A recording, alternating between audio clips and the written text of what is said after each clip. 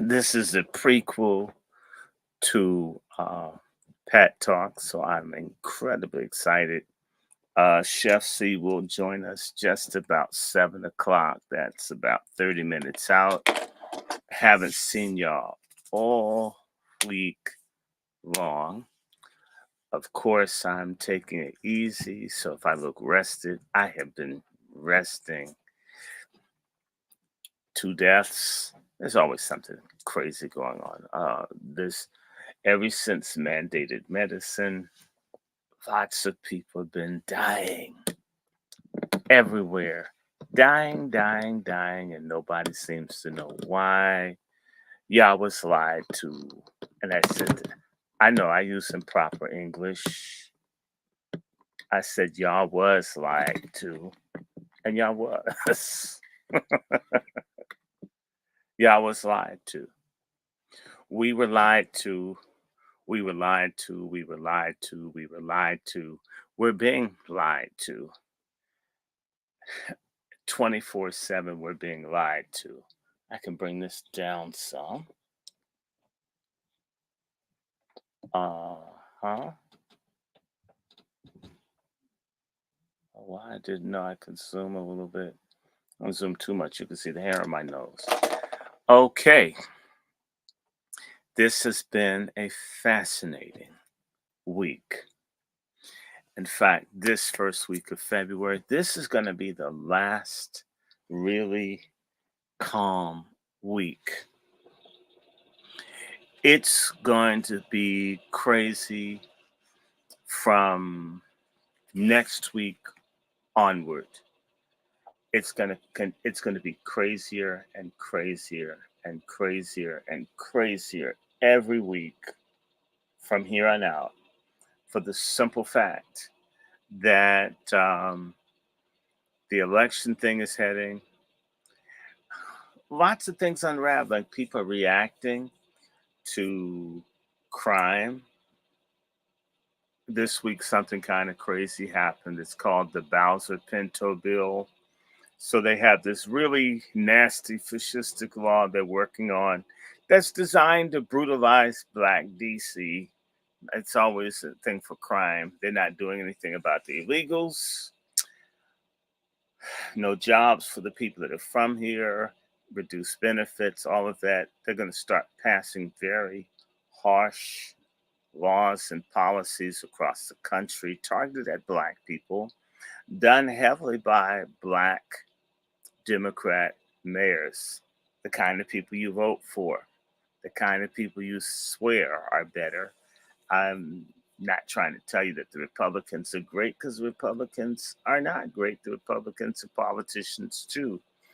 But you expect nothing from them. And you don't get anything. You expect and are promised much by Democrats, and they don't do anything. And what they promise you will help you kill babies. Yep, we need boys and women's sports. We need men and women's restrooms. You need to get your things cut off. We need open borders. We need to reallocate the social safety net benefits to people in the country unlawfully. Yeah, isn't that a great package for you? And that's great.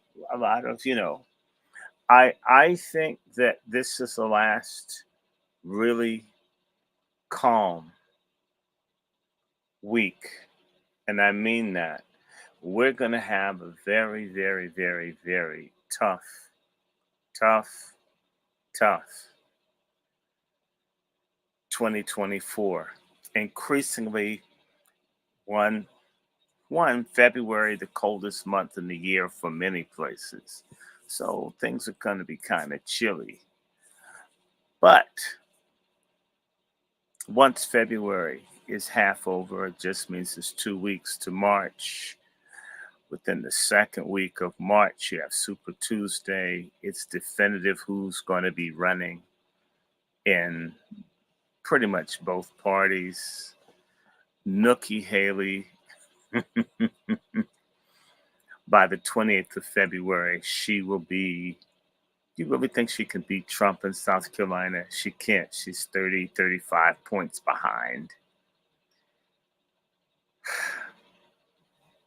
But the more important news, which is why we want to call today's show uh, Mission Impossible, Black Female Accountability, is what no one's going to try to explain to you, and I'm going to, is that it's no surprise to me that the white woman whose son killed those children up in Michigan, I think 4 kids got shot to death by a gun she bought, that she got 10 years.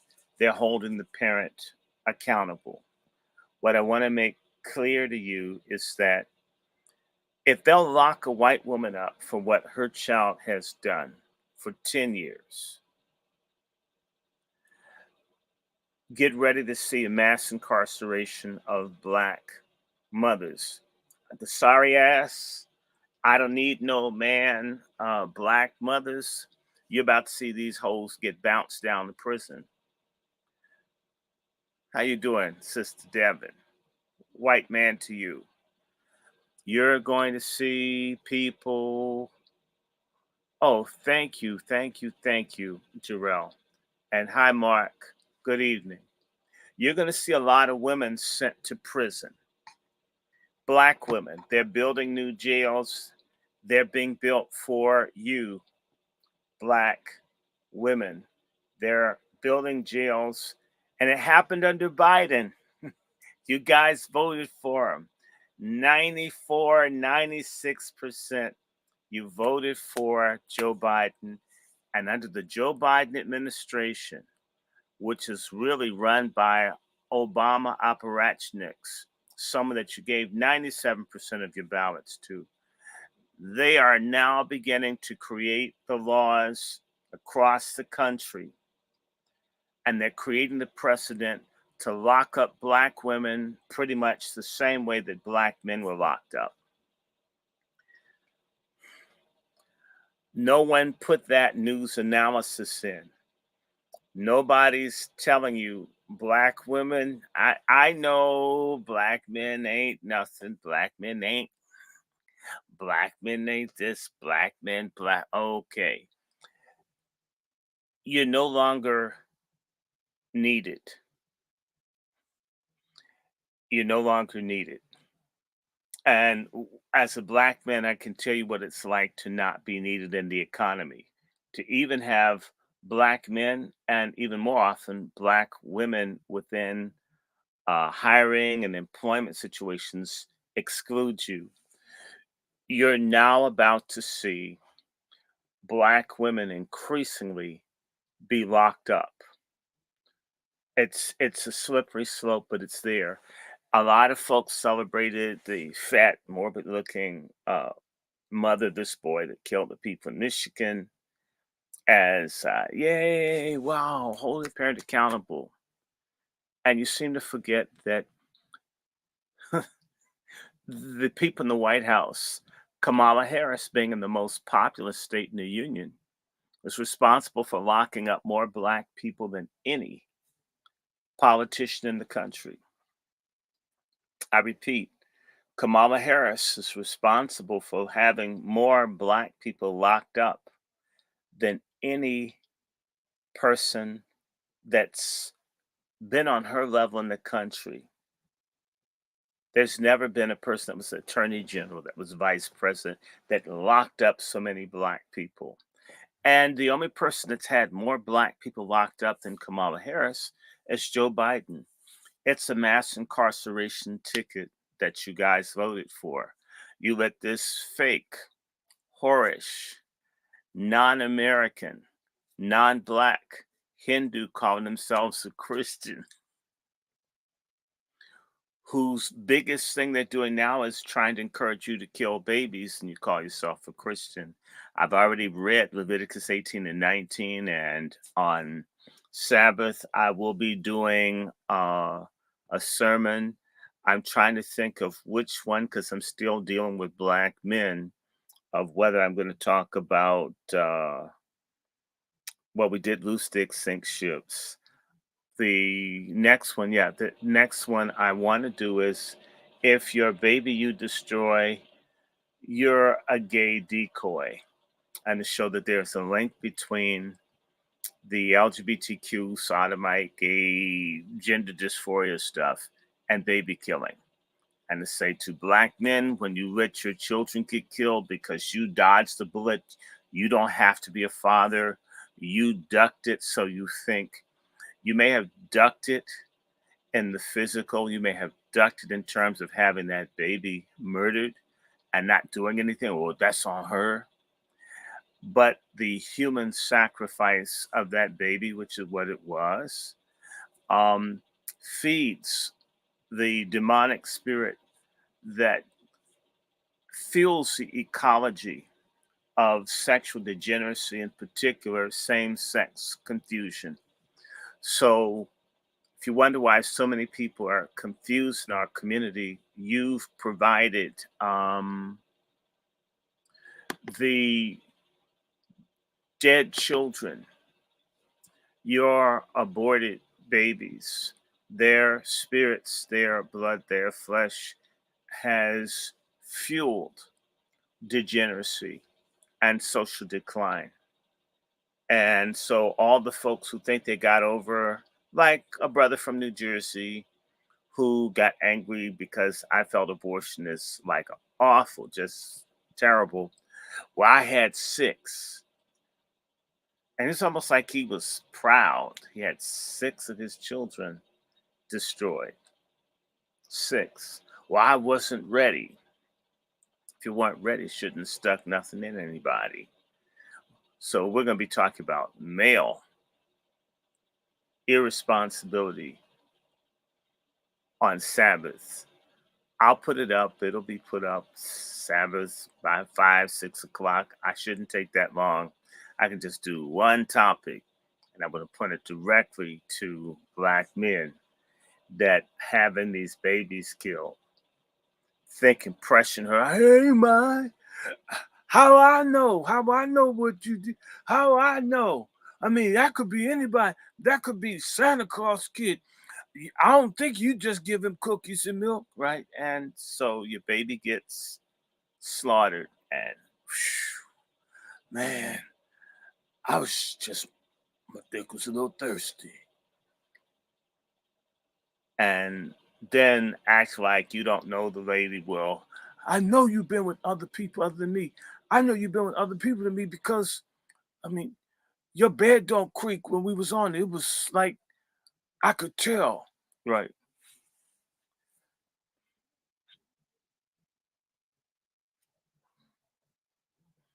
Okay. That's one side. We'll get to the men later, but today, ladies first. So I just want to again repeat for all of you, good evening to everybody. This is my birthday eve.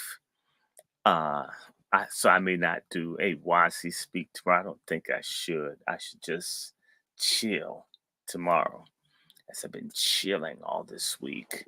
But we're gonna come back and be talking about demons and baby killing and mass immorality that's overtaking our community, and that the black community can't say, oh, all of this is white people. I look forward, maybe by June, July, I can talk about racism. I can't wait. That's so easy. It's so easy to point fingers at another community. That's the easy part. Oh man, I can do race.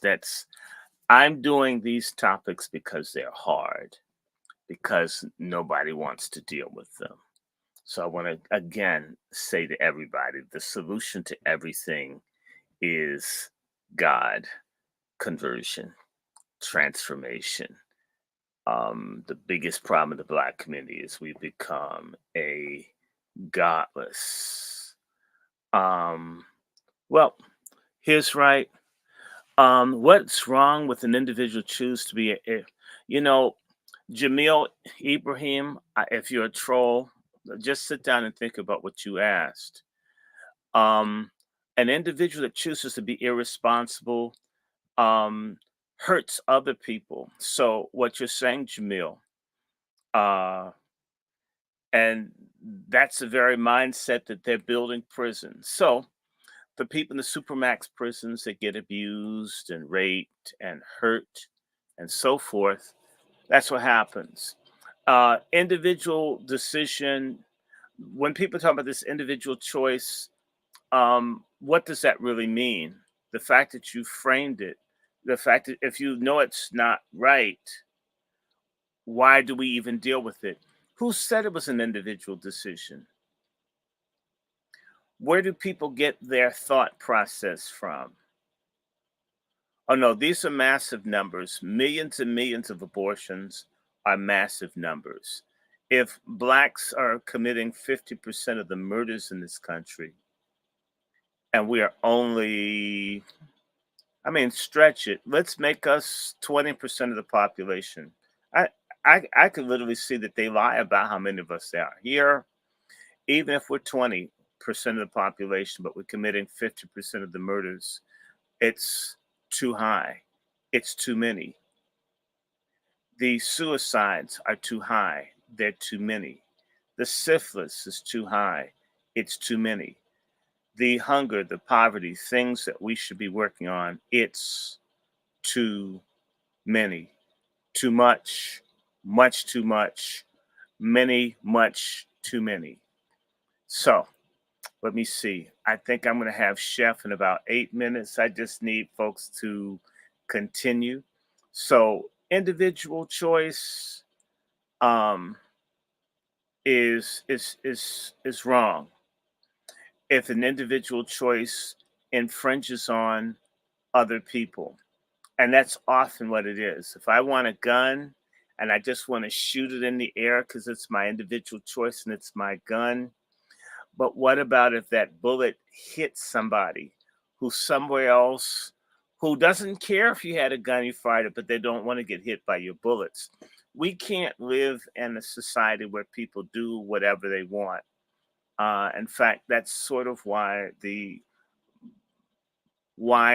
Americans in general and Black people in particular, as a hated out group that's an in group, we're in and out at the same time. We're in trouble. No, people do get rewarded for living moral. The reward for being moral.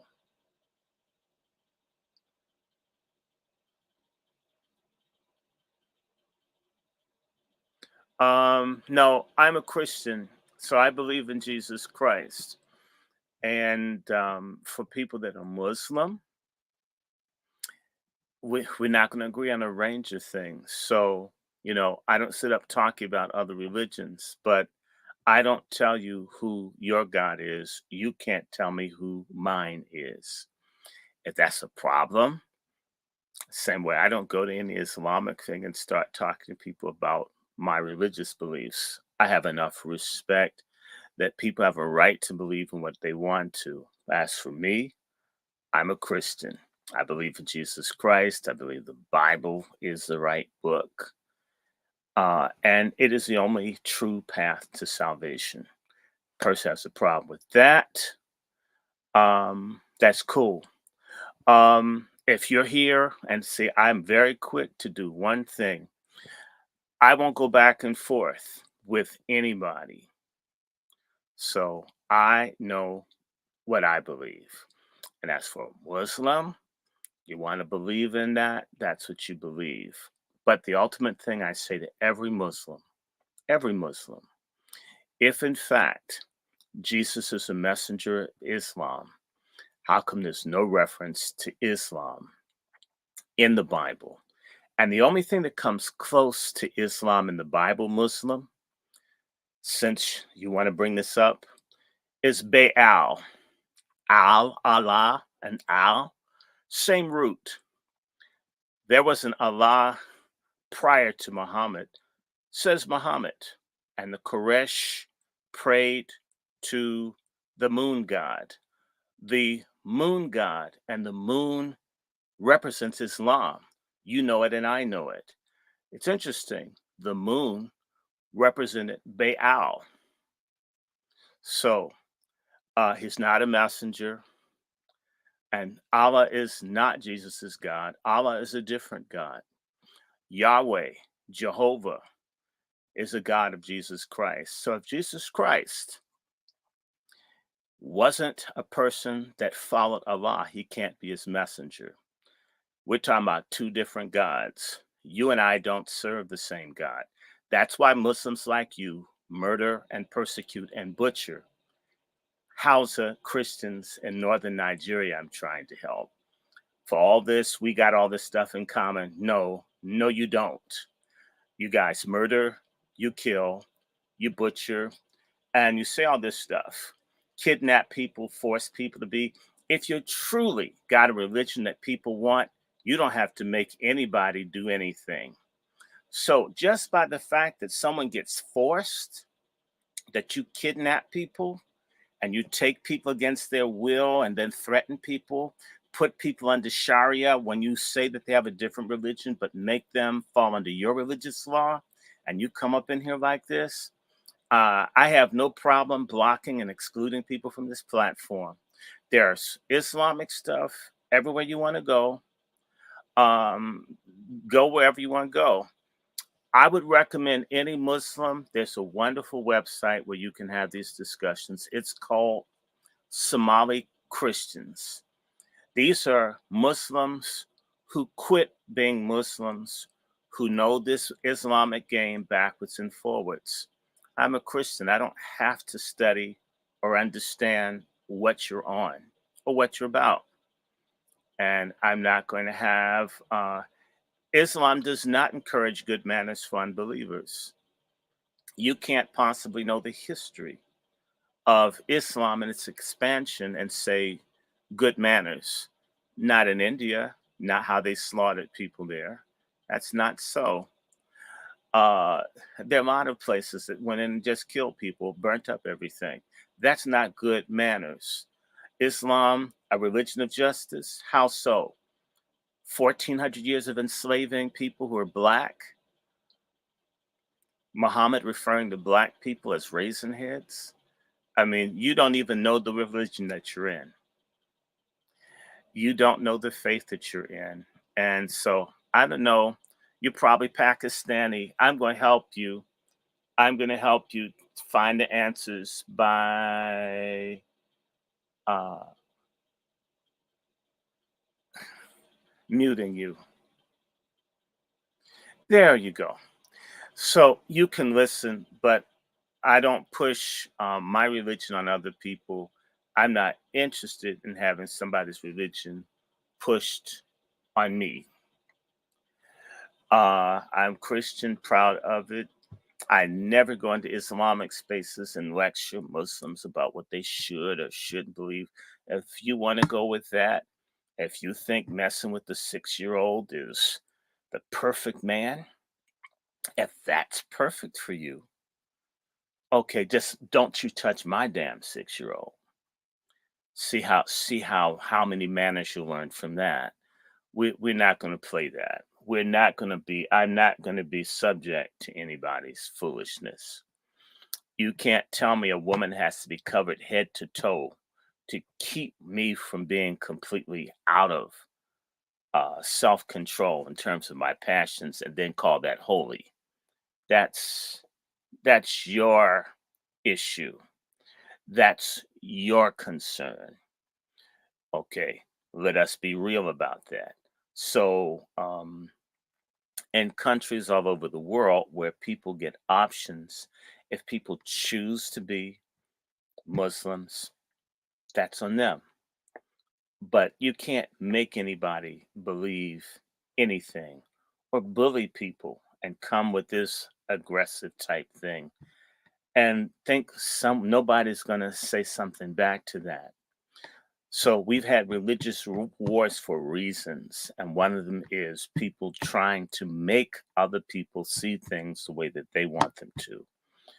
If I'm understanding things properly, mm, ISIS and these other people that blow up religious statues and put jizya on people, that's a religious tax that Muslims put on people, that you have to pay tax if you're not a Muslim, you have to be taxed for your religious belief. That's justice. In other words, if you don't pay the tax, we're coming to get you.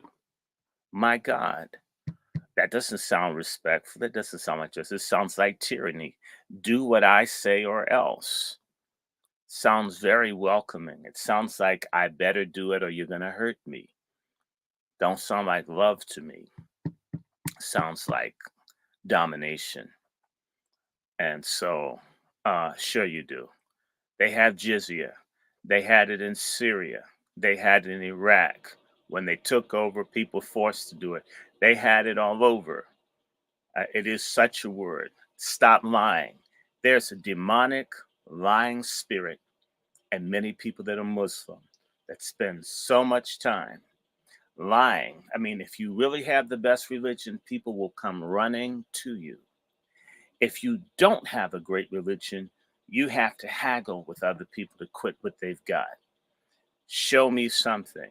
Show me an abolitionist movement that's fought for the freedom of Black people. If you are a Black person and you're Muslim, you want to explain to me why they had slavery in Saudi Arabia up until the 1960s. Uh, if you want to tell me something, why is there slavery in Nigeria right now for Christians by Muslims? Why?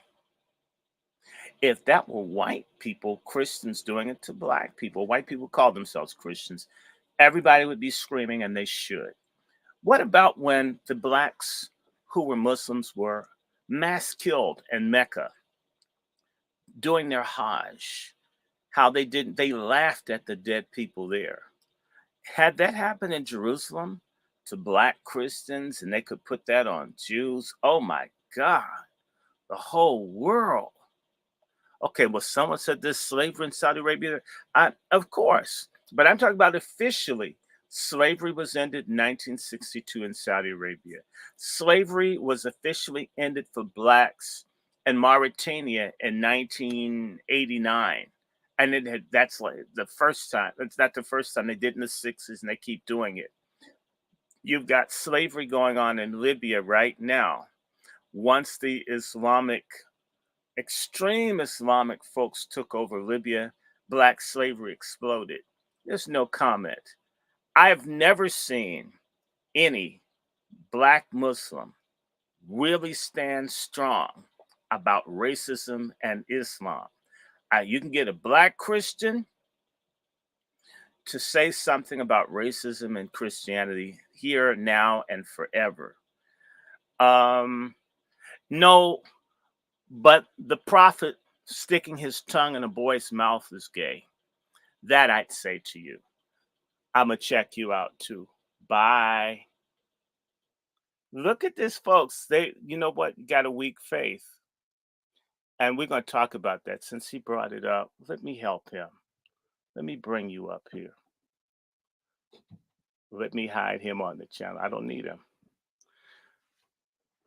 Do you know where's one of the main places that people go to have this so-called gay experience? It's called a Turkish bath. Where's Turkey? What's the dominant religion of Turkey? I'm just saying. Let's also talk something else about Middle East, since someone brought this up and they want to go here. Let us be fundamentally honest. And it happens throughout the Islamic world. Let us be honest. Let us be honest. When you do the FGM, where they mutilate the woman's clitoris when she's young, and they stitch up and sew up the woman's vagina to keep her from having intercourse until she's married, which is incredible practice. But people do what they're going to do. Some people are very proud of that. Yeah, Roman bathhouse, but you kept it going. Kept it going. It kept it going. You can't. Istanbul to this day is an epicenter for prostitution. Beirut is an epicenter. Baghdad is an epicenter. There are a whole bunch of places. So for someone to start talking about sex and try to point fingers and all, oh my God, oh my God, it's simply not a good thing to do. Um, you didn't even really start getting a crackdown on certain sorts of behavior until the European colonization took place. A lot of folks, they're doing this thing. It's called triumphalism. My religion's better than yours. I point out something bad that goes on amongst people in your religious group, and so it makes my God better. And in reality, if you're looking to people, and if people's the evidence of what you believe in, you're in the wrong place. Let's look at God. And yet the Romans were deviants. Sure they were. Nobody's here. And it's interesting. Why is he talking to me about Romans about? Why? I mean, it so whoever you are, you don't know anything about where I'm coming from, and I don't care. But if people ask stupid questions, I'm gonna put them out. So just people need to just be fundamentally real. Yep, the churches, you don't hear me praising these churches, but a church isn't a building. It's very different from a masjid. A masjid is a masjid. A church is more like the word ulama. It's a gathering of people that are believers. That's the root. So the corruption within the people who call themselves Christians that are obsessed with the building, that has nothing to do with whether you know God or not.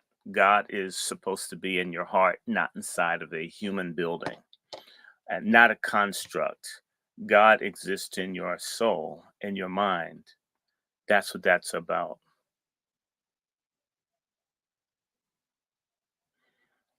So that's quite fascinating. So I don't really worry about it. Oh, these are, I got a lot of Pakistanis on here, but that's okay. I will filter them out. I don't fear them. And so that's okay. We'll just keep filtering you out. We're going to keep doing what we do. I'm waiting for Chef C. And let me see. A lot of these people, that's okay. They can keep going. We're not worried about them. And that's kind of nice. If it's bothering somebody, grow up. Oh, look at this. I love this. Uh, it's projection. So let's just talk about, let me upset these people a little bit more. Do you know what happens for all these people asking these questions in the Middle East and Islamic countries? I'm going to just go here. Um, I had a Muslim friend who was saying to me, the biggest problem that I find is that there's no virginity in the West. And I said to him, "What do you mean, no virginity in the West?" Well, they're just everybody's a whore in the Western countries. We have virginity in Islamic countries. And I says, "Well, virginity, how? Are you saying you mean penetration in the vagina? Or are you gonna be honest with me that you Islamic guys and other people get around these restrictions by having lots of anal sex with men and women until you get married?" Oh, yes, you do. And so, yeah, this obsession with gayness and all that. I mean, well, it goes with the culture. If you lock women up from males from long periods of time when they're young, I'm not saying people should be involved before they're married. Things happen. So that's how that goes. That's how that goes. So let's see him anxious. We'll see you. We'll see you guys later. And look it up, research. I think I got Chef C here. He's here just a little behind. Hey, Brother Michael, how is everybody? And so yeah, what am I saying is that the Bible says all have sinned and come short of the glory of God. That's everybody everywhere. So if someone wants to talk about something in America or any place else, and I'm certain you got confusion here, you got that there. So I absolutely done. Here comes my guy. I will be seeing you guys a little later.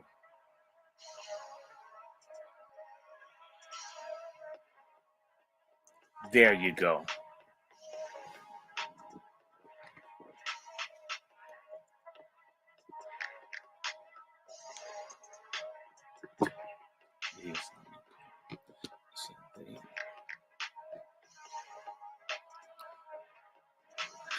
We're about to go live here.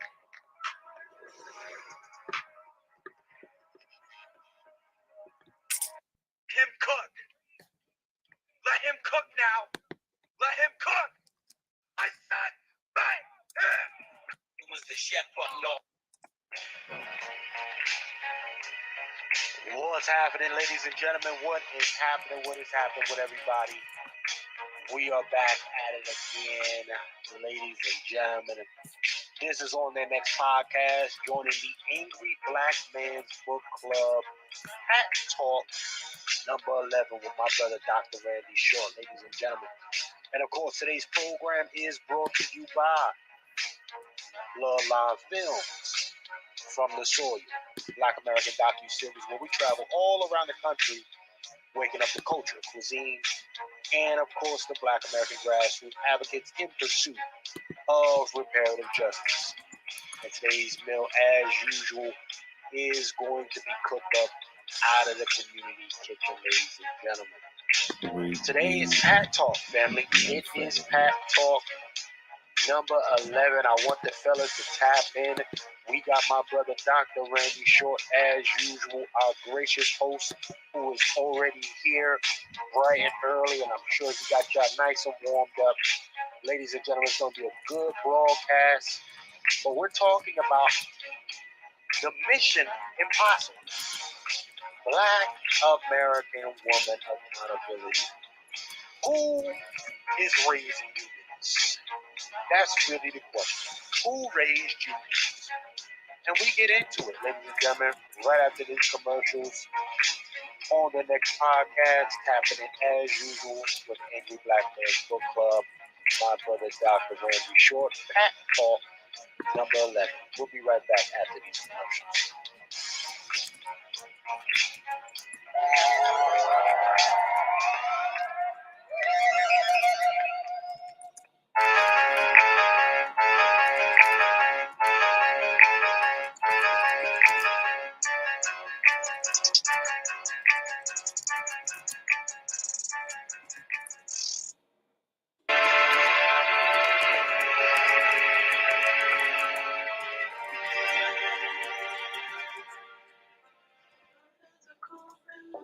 I've been all over the world.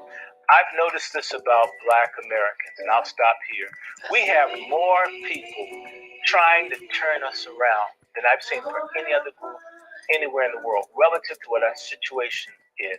That you got teachers, you got people that will just do something. If they find out you're legit, just help you because they want to see Black folks make it. We do have this. This is lacking in other places, I can assure you. But you know what? Our desire to save people cannot be greater than people's desire to be saved and to help. So the people that do not want it, let them go. Jesus said, let the dead bury the dead. I sure get it nowadays.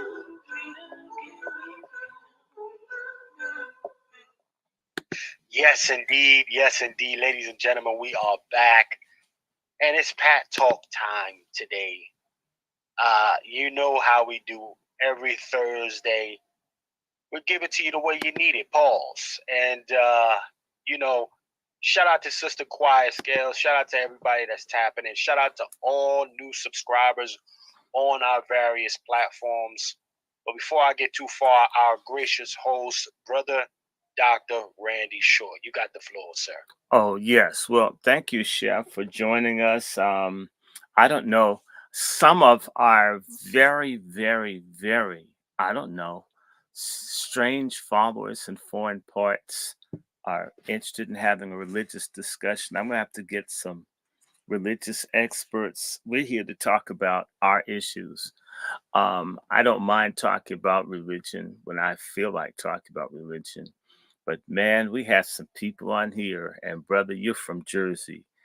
Uh, have you ever encountered people that are Muslim that live in a reality that isn't real, where they see everybody else has faults except for them?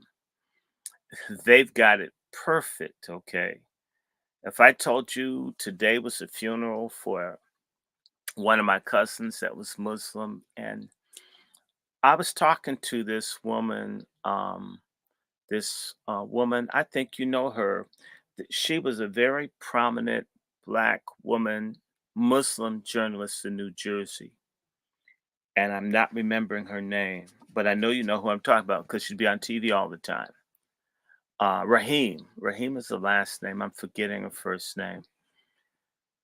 And I had no idea that my uncle, Achman, had been interested in her being his second wife to be the third wheel in his marriage to my aunt. Okay, see what I'm saying? They were up in Jersey rolling like that with multiple wives and all. But you know, it's completely illegal in America. I'm not pointing my hands at anybody. I'm not saying, I actually think there's got to be something that can be done, but you know, you're not supposed to have two wives in America. You know, a lot of Muslims have as many wives as they feel like having. Uh, you know that's true. You're in Jersey, you know these people have multiple wives who do what they want to do. But yet, yet you'll tell me that the Muslim community is the most law abiding. Well, if the law of the land says just one wife, one man, you've got three, four, five, six, seven wives, one man, right? And social services is taking care of your children, and yet you're an upright, upstanding man, right? And you'll criticize the man that's married to one woman that's struggling or actually is behind in his child support with this one ex-wife or whatever, and yet the state and everybody's taking care of you, providing housing for you, stamps, everything for you, and you've got a multiplicity of names. Am I lying, Chef, about people of like they're people I'm related to? I didn't know who they were because I was told one name and then it's not the name I've been told all these years. So there's an Islamic name, there's the original name, there's an African name. I'm not saying what people can or cannot do, but I'm like, you're no more law abiding than the other people. In fact, I'm not trying to say this for everybody, but in many ways, the Islamic faith is, for many people, it's a jailhouse faith. I'm not saying that's how it is, but that's how a lot of people come to Islam is that they're mass incarcerated. And there's some deal. If you don't let people, if you don't want to get raped, if you're Muslim, it's asshole insurance. Whereas I don't want anyone to do anything to me, so I can understand the need to want to be protected. And to me, that's sheer pragmatism. I get it. But on the other hand, um, that's very different from when somebody has some understanding of a faith and they come in and they're not in a place where essentially it's join or get raped. That's a hell of a motivating factor for me to join a religion. I'm not even putting the religion down. I'm only saying that it's interesting. Seems as if I had numbers in prison and I was really about what's good and what's right, I would say no to rape in prison across the board. You don't have to be in the same group as me, and I won't want anyone getting raped. To get where I'm coming from? but you got to join us to get the warranty on your asshole if you're in lockup. You get me? Things like this that I say, this is very interesting. By the way, I didn't blame anybody for raping anyone because people are very touchy about this religion thing. That they will hear and ascribe that you've attacked someone, or that I didn't say anything about anyone's belief. I only said how that belief is applied. The other thing I would say is that if anyone wants to, someone brought up this thing about sexuality and all, and I'm thinking, there's no way if you live in a country like Egypt. Remember, they had the big protests, the Right. Arab Spring. Do you know one of the reasons they had the Arab Spring that they don't advertise too much? That was the men. The economy is so bad in Egypt and in other places until the men can't get married, can't, can't afford to, can't start their lives. Okay, people think it's just happening in America. It happens in the Middle East. So, what do you think people do once of an age where you uh, have a sexual appetite or need? You're going to have sex, don't you? See, they'd have you think throughout the Middle East, where there's Islam, there is no promiscuity. Just everybody's living decently. Everyone, not one person's having sex outside of marriage. Everybody's doing what they're supposed to do, right? And my friend, you really mean to tell me out of say 400 million Arabs, people under the very strict, that everybody's waiting until they got married to get some sex? Everybody married is only sleeping with the person that they're married to. Do you really believe that? Do you, brother? Or do you think that somebody dips? Do you think people dip because things like mutas? A lot of people, when we get sold this Islam, and I studied Islam a little bit, I found it fascinating. What I learned in terms of from serious Islamic historians and all sounded pretty interesting as a religion. But if you ever get into some of the hadith and the teachings and the explanations and for some of that stuff is as far out as it goes. I'll give you a simple example. If I'm horny, I just really need to get me some sex. I don't All I need to do is have a muta. A muta is basically a temporary marriage. I need some sex real bad, don't want to rape anybody, don't want to go to a prostitute. So I go, I get an imam, and I have a marriage. Me and this woman screw until my nuts fall off. I'm like, phew, like putting dry ice on your balls. And then you guys get divorced. And hey, no fornication, no adultery. It's perfectly okay. And so imagine this, sir. You could have 100 mutas in your lifetime, and that would be perfectly within the rules. That's not prostitution. That's absolutely uh, an okay way to go about things. Now, to me, to have this kind of situation, you want to tell me about Western society?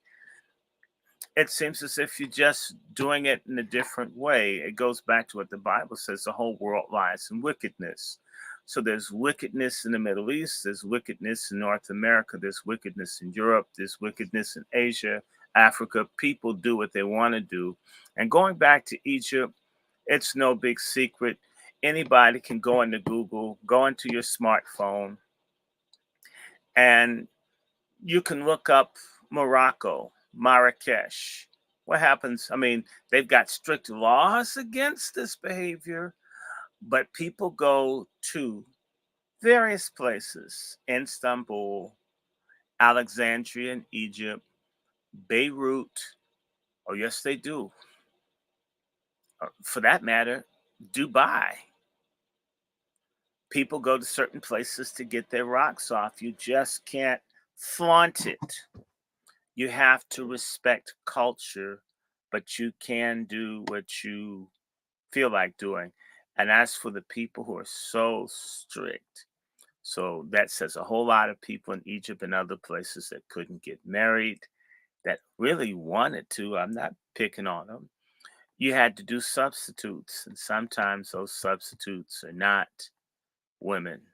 The Bashi boys of Afghanistan, the little boys that they screw, this is real. And they pluck all the hair out the boys' faces and screw them and sometimes kill them when they're done. This was going on, and this is documented. You could just look Baji boys up, and that's Islam. These strict girls can't go to school. Everybody's covered head to toe, and they still screw little boys in the behind. Now, and they claim it's Islam. I'm not a Muslim, so I don't know. But you mean all these guys in the room celebrating the little boy, and they're gonna run a train on him, and that's and there's always a thing. It's not pure Islam. It's interesting. A person who's a Christian is held accountable for what other people do in other countries. The Crusades. Hell, I wasn't living. What about right now? Right? So for the people that are Muslim, you know, if y'all want to be missionaries and y'all suck at missionizing, except for when you're trying to hurt someone, bully someone, or you go to someone that's really desperate. And yes, I know really fine people who call themselves Muslims. Really, really fine people that call themselves Muslims. I'm a Christian. Uh, and we start talking about women and rights and so forth. Whoo, God. But chef, yeah, so these people in here writing all this stuff and doing all these kinds of things. And I just answered them. He asked me, was I gay? I says, I'm not. But why did the prophet have a little boy's tongue in his mouth? He's a holy man. It seemed like, I mean, if he's holy, why are you worried about me? I mean, why are you worried about me if I don't want to have sex with 6-year-olds? Why are you worried about me if I wouldn't kill a man in front of his wife and then take the wife as a sex slave? Why why would I want to make that a life, or why would I call that the perfect life?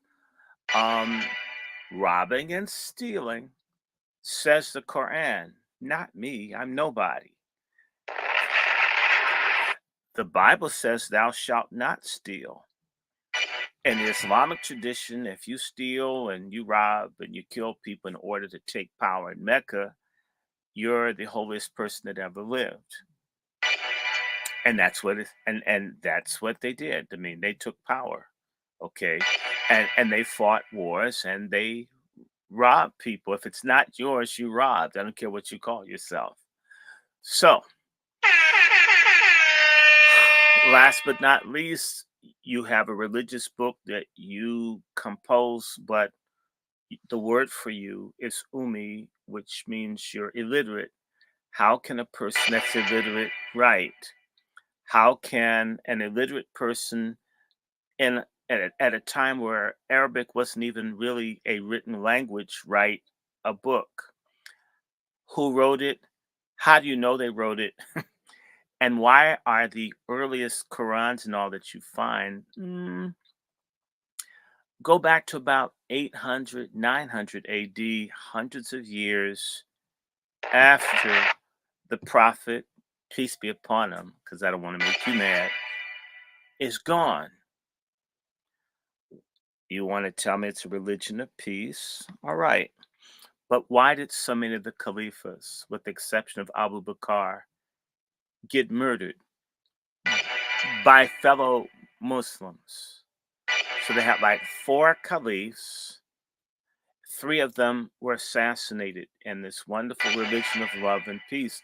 Y'all offed your own guys at the very beginning, not 100 years into it. Okay, you can talk about the Catholic Church and they hijacked Christianity, and you did have fighting and killing hundreds of years after Christ. It wasn't like it wasn't 5 years, 10 years after Muhammad, y'all killing each other. So for the love and the peace, just look at your history, all the people, and I didn't even talk about Ali and the whole Shia thing and how folks fight and kill over Shiism, Karbala, all of this stuff to now Ali and so with the religion of peace and all this other stuff, anybody reading the straight history would have serious questions. And I'm not telling you what you can or cannot believe. I'm not even saying it ain't true. I'm only saying that if I get arrested by the police, if my story doesn't line up, people assume I'm lying or I'm guilty. If the story doesn't line up to a law enforcement person, to a lawyer, to the scientific method, to any method, people assume maybe the story is partially true, or maybe the story is not fully true, or maybe the story is not true at all, because it's very, very difficult to make everything line up. So if there, as I said to the gentleman, I'll stop here. In the Bible, there is a moon god, and there are many moon gods that they make reference to in the Bible. The moon god is to be rejected. The moon god is a satanic manifestation that goes against the one true supreme God. Have you ever considered what the symbol of Islam is? Isn't it a moon? No, don't don't blame me. You're saying it's the same God, same religion.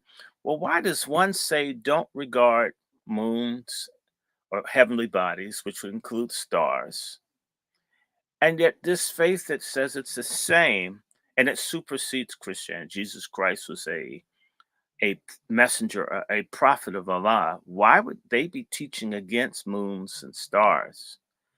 And Islam is represented by a moon and a star. Just asking. I'll be right back. Give me 1 second. Most definitely, brother Dr. Short. My Negro. I see the Negro is in the building right now, sir. Brother Negro, are you there, sir? The Negro, are you there? Alrighty, the Negro's not there for now. But ladies and gentlemen, today's question and subject matter for today. Peace to Sister DW, back in the building. Peace to Sister DW, y'all. Today's question, family. We're asking a question. Black woman accountability. Is it a mission impossible? Women, we got to make it make sense right now. If women are the progenitors of culture, the teachers of culture, then are they failing on the job? Have they failed on the job? And it's almost, listen, given that a lot of these psychopaths, maniacs, are coming from single family households, okay, are they then void of any responsibility for creating the maniacs that supposedly drive this country crazy?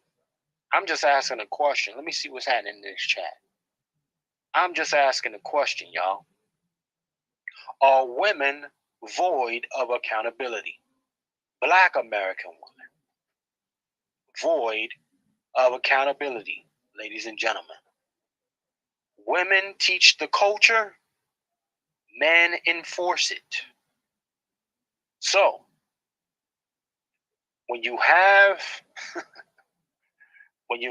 a woman who isn't secure or even confident or have the tools in that space to be the progenitor, the gatekeeper of the culture, right? Then what do you have? You have a chaotic environment, pushed off of nothing but emotional materialism stuff. I'm just saying, what are we looking at here? We got we got a chick that's popping her ass on a damn in a hospital. You got chicks now that are pregnant on a stage is popping their coochie. We got to make it make sense, y'all. We got chicks on the stage popping that cooch while they're pregnant. Is that the image we want? Look at these ladies that we have in this thumbnail here. All right? You got your girl Nimrata over there. Does she reflect black women? No.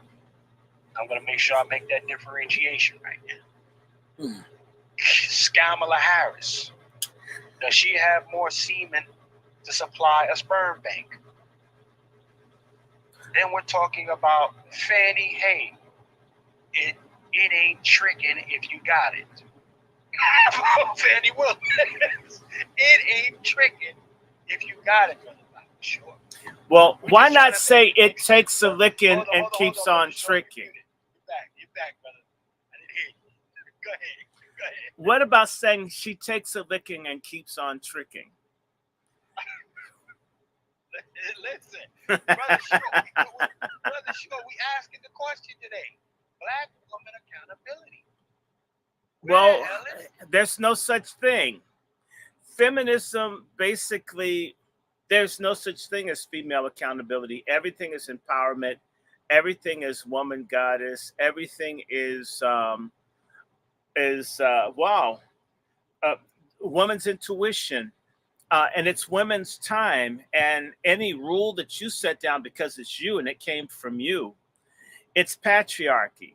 Anything you think, everything you say, because you're a man, it's sexist, it's repressive against women. And therefore, men should just shut up and let women do whatever they want. That's the era. Men's time is over. It's now women's time. And men should just let women have their way. That's what, and whatever that is. And pay for it, shut the hell up. Empty your wallet and pleasure us and get out of our way when you're done. Which remarkably sounds like what they call male sexism. So basically, it's our turn as women to act on the worst of what we understood men used to do, or men still do. I mean, some men, I guess. But no, they're not accountable. And this is what I was saying before you came on. That woman that got the 10-year sentence for her son shooting all of those people at the school in Michigan.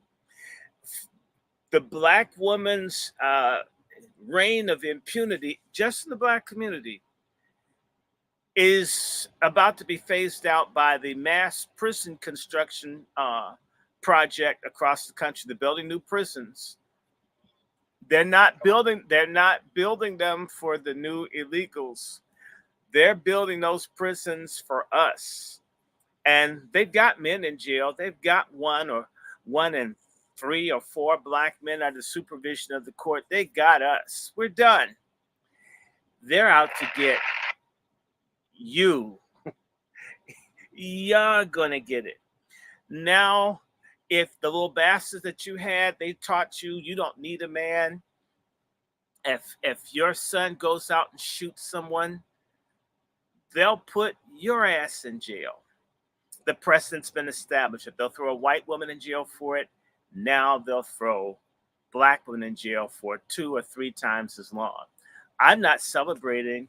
I'm just saying this is what's coming. And I'll tell you, they have every reason to be incentivized to do it if the Republicans come in, and they might, because it seems as if the black women were part of the project to wreck what they call democracy, which we've never had. Then they're not going to want to do any policies that help people that vote against them no matter what. because eventually the truth is going to come out that the election was stolen. And they're going to look and say, who were the main people that stole or helped cover up the steal? And let me share something with you. Everybody hates to come down on their own. Same way we black people would rather point our finger at white people for our problems are than look at ourselves. Then all these other groups are going to form a consensus because they don't want to say, well, we did it too or whatever. And you know what they're going to do? They're going to point their finger and say, you know, it's those black women. I'm just telling you, as a black man, don't you know what that means, Chef? Something bad happens, everyone's pointing. Everyone knows it's not you, but they don't want to come down on each other so that it's easier to blame the black man that's around for it. They're now going to begin to give black women real black treatment. They modified it. There's a project to break up the black family. I want to give you guys a tambourine shake. You guys you've been A students in helping direct your own community for white supremacy. And now they're going to reward you with mass incarceration like black men. That's how it works. Sure. That's what's coming. Sure. And we black men didn't do it. We're not responsible. I tell you what, Brother Short, before you go too far, okay, you know it is tradition, sir. This is Pat Talk. Oh, yes, sir. We have I got my oil. Yeah, you go, sir. Yes, sir. Libations. Oh, yes, we got to do our cross. Did y'all do your cross? I'm going to show you how to do it. Now watch. You come down. Hey, hold on, Brother Short. Let me zoom. Yeah, Brother Engagement. What's happening? Hey, Brother Chef. Hey, how's it going, Dr. Short?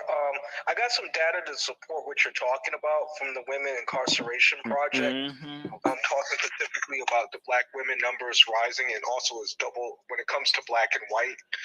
Black women are double that. Mm-hmm. I'm going to send it to you. Do me a favor, though. Hold that until we come back off the moment of silence for our honorable. No, we have to bless our patriarch. And yeah, my bad. Then we'll get into that. Let's pull it up. Hold on, let me put a K on my forehead. There you go. Yes, put the K on your forehead. K. Yes. He anointeth my head with oil. My passport cup overfloweth.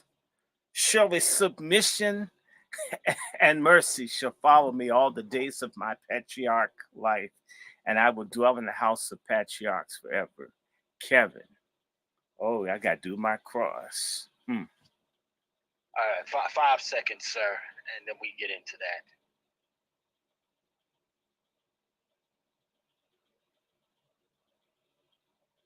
Kevin. There you go. You know, there's a gospel song called I Do, Don't You. And you could say we black men have a shepherd. I do, don't you. I'm gonna do this. I'm gonna do this. I'm gonna write it up. It's a Dorsey song. We're gonna have like a little Kevin devotional, but I do. And by the way, this is incredible. Anyway, keep going. I'm sorry. Brother Negro, sir, that stat, definitely give it to us, sir, if you got it. Pause. Okay. Yeah. I digged up something from the incarceration. It's a sentencing project. Mm-hmm. What they do is they specialize and talk about the incarceration of people, and they had a specialized piece in regards to focus on incarcerated women. Some of the numbers and the stats some of the talking points were as this: in 2021, the imprisonment rate of black women were 62 per 100,000. Which is 1.6 times the rate of imprisonment of women of 38 per 100,000. And then on top of that, Latinx women imprisonment is 1.3 times the rate of white women, which is 49 versus 38 per 100,000. And that's dated. That's dated material. How? 2000. 2000 and I can't hear. They took out the sound. Only on this channel. They know. Hey, brother Negro, what 2000 what? Yeah, here they go. Ah, this is nice. Well, that's okay. Look, that's dated information. Okay. I can assure you it's not 20. They haven't really been able to keep good records since 20. So I bet you it's information from 2019. Absolutely, absolutely. Well, you know what? Before we get back to you, brother Dr. Short, we got some of our esteemed panel joining us today. I hope our brother Q will be able to get in here, but I got to go to the wolf himself. The brother Lone Wolf, Juan J. Johnson, is in the building. Sir, you got the floor, brother Juan. Can you hear me? Yes, sir. And so can the white women. It's good to be here, man. It's good to be here. Looking forward to the conversation. Yes, sir. Yes, sir. And then, of course, we got our brother Twizzle, slippery to the motherfucking whistle. You understand me, the West Coast assassin. Twiz, what it look like for you, player? What it look like? Twizzle, are you there, sir? Bay Area talk. Yeah, see this. Yes, indeed. Yes, indeed. I'm in this, man. You know what I mean? Yes, indeed. I got my life together, man. I had to come get it right. You know what I mean? How y'all doing? What's up, Short? How you doing, Doc? Man, I'm like Isaac Hayes. Yes, indeed. It gets no better. It gets no cooler. You understand? But I'm here, Chef. You know what I mean? I'm just getting my zooms and whams ready. So, you know, I'll be ready in a minute. Indeed, indeed. Well, gentlemen, we are asking the question, okay? Today is about Black woman accountability. They said the culture goes through the woman. And thus far, That's not the only thing. Thus far, we see it as a mission impossible, ladies and gentlemen. Unfortunately, it appears to be a mission impossible.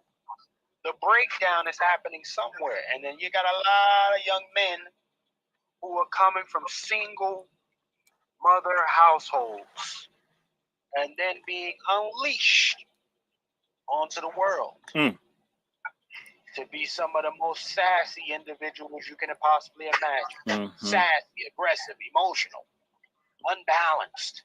Okay? Kevin.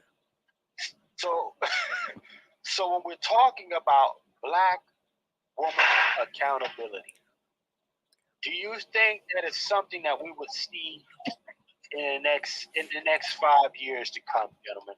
I'm gonna go back to my brother Dr. Short, and then we'll slide to the wolf.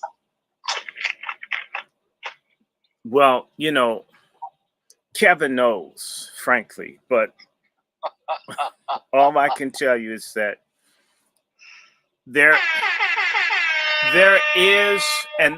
exists a program and a project to control and pacify and beat down Black Americans. And the path of least resistance, even for the Black Panther Party, came through using women. And it's the same thing as the plantation system. I can just tell you, I don't care which avenue I've worked at, I've been involved with 3 of the major political parties: the Greens, the Republicans, the Democrats. I've even dealt with some independent type groups, but ultimately what I found to be true for all of them is that there was a policy that, and I even add the Coon Church, that the things tend to be in the hands, with the exception of the very, very apex of the things, tend to be in the hands of sisters, and you had to go through sisters for everything. There's nothing more male dominated and patriarchal than the Republican Party, I can assure you. And white men in Georgia, I think for the Republican committee for Georgia, there wasn't even a white woman, not one white woman out of all these white men on the top leadership. That's how white men roll. However, try to get involved, and the first thing they point you to is there's always typically either a compromised, very unattractive, obese, not married to a black man type woman that you're always pointed to. If you want to get involved, they send you to a mannish or a sexually compromised black woman. And what she does is she rips out and it drives off anybody black and male with any promise. It's sort of like what happens in public schools. Any of you that went to public schools, I'll give an example, and this is what black female teachers did that no one talks about, because you know what? Black men, as a rule, we're some passive ass people. We accept, we're like hogs. We take slop. That's why fat women get called beautiful and queen. If you ever think about being in school, the black school, if you went to predominantly black school, if you ever look at your honor society, student government, it's overwhelmingly female and black. Almost, I'd say 60 to 70 to 80% female. There'd be a couple of males on the fringes. That's what we've been dealing with for the last, I'd say, 60 years. And no one really talks about the exclusion, the systematic exclusion that has been happening to black men, not just in the family, but everywhere else. And the erasure has been done by black females. If you were a student, if you were bright, a girl would get a higher grade than a boy if she was nice and sweet, like the teacher liked her to be. She didn't have to be smart, just be the most cooperative. So even the way as a people, what we see as smart or what's rewarded, we do the same thing that white society does. That is most passive and most submitted and most cooperative, the go along to get along, they're the ones that get. Anything that demonstrates what would be associated with men, assertion, drive, ability, determination, that's suppressed, which is why you'll see a lot of companies now, they're putting black women as head CEOs.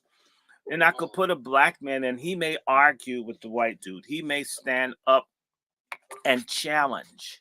And a white guy can't forgive a black man speaking back to him, but he can dismiss a woman speaking back to him because she's a freak. It's the same way that a lot of these black billionaires in the hip hop game, a lot of them are sex toys to white billionaires. They have a gang thug presence that they're presenting, that they're such tough guys. But, I have it on high account. There are a couple of GCP billionaires that top off our black hip hop billionaires. So all that toughness, but you got your body all greased up on the cover of their magazines, and the freak offs are integrated. So even if there's any kind of black male virility, it has to be, it's either being sucked by a Caucasian, penetrated by a Caucasian, or the Caucasian is being penetrated. The whole culture is about castrating black men, and the black woman does her part. And a lot of that is in, look at how women lead. I was watching a documentary on gospel music today. And of all people, was cripple ass Skip Gates' documentary. And I saw a person that I grew up with in the documentary. And it made me think about the fact that they had four girls and I believe one boy. and something happened to the boy. I don't know if the boy had an acid trip or something, but my impression was that the brother uh, was LGBTQ. Some crazy stuff had happened to him, and it was weird. I never asked because that wouldn't have been polite. But you have the very strong mother, and so the daughter wanted to. I mean, they're just doing great. Okay, the daughters did great. I'm not blaming the mother because the mother's a good person, but maybe the father was an idiot that was good to the girls and mediocre to the boy. You know, like the boy was darker skinned. Maybe that could be. But I see this trend in the girls being given practically everything to develop, and the boys are told to make it. And sometimes that happens different ways where the mom wants the boy. She doesn't care how poorly he does in school, but they push their daughters. I had an aunt. I mean, sons just sucked in school, could have done a lot better. Mom went to school to fight with the teachers that were demanding better performances from the boys. But at least the oldest girl, the rebellious one that was born, um, the mom was pregnant with her when she was married, but you know how that came. The child born of rebellion was the salutatorian of their high school. So mom really invested stuff in the child of rebellion, the girl. Didn't want the first boy. So that boy died of AIDS. She didn't want, clearly didn't love this child. You could tell. And no one said anything because he was a male child, she's female, and whatever women do is you, you get where I'm coming from. I could just do this all day long. Ultimately, um, Palestinian women right now are doing everything they can to help Palestinian men. Every group of people that are under pressure, the women are behind the men. We're the only group of people in the world where the women, where a significant number of the women, not all, are against their own group. And this is noticeable. This is a conversation that other people notice it. And the so called sharp black women do not do it. They the same way that whites don't acknowledge that they're racist. The black women, too few. The numbers are too small. I don't care. I mean, some of the people that are listening get it, but a lot don't. That things are out of order, and what's happening is treasonous. And when you have a people struggle, which we haven't had, and by the way, the black women are not accountable, but it is ultimately black men's fault. I repeat, they are not accountable. And it is our fault that we haven't created a culture where accountability and being to your word is backed up. I know certain cultures and people, if someone tells you something, that's going to happen. They, do you know jive? And let me just say it black male jive, bullshit, chicken shit culture. That's seen as normative. If someone says they're going to do something for you or with you, but and they don't deliver any of it ever. Okay, that is the norm, and that's why a lot of times you have to work with other people. Come on, chef, you're in business. How many times have you had to go to everybody but a black man in particular? You know you're not. He's not going to do it, even if he could. It's sort of like we enjoy cheating and fucking over each other as like it's a sport. And the net effect is the whole ecology of our people is destroyed by this covenant breaking, backstabbing, lying. You know, the term I use, brother fucker culture. That also supports the lack of accountability by women. First and foremost, I don't want women accountable because if I want to screw your lady, if she's accountable to you, I can't get that extra OPP. I want her to not be true to you, so I can get that. And if she gets pregnant, she can either kill it before you find out. I mean, I've seen people, they have enough EPT tests to be a hospital, right? They be buying them shits. They be selling out in the dollar store. Like all of them be gone. Make certain that they kill the baby, or if she gets an abortion, or if you and I look enough alike, she can pass this shit off on you and shit. No skin off my ass. We also, there's a certain sector of black men that like this hedonistic bohemian coon Wild West culture. And so it's like it works together. It's like bullshit yin and bullshit yang. And we have to decouple that.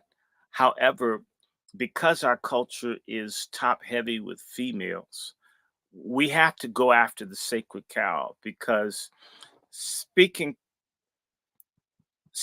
truth to pussy is not politically correct in the black community.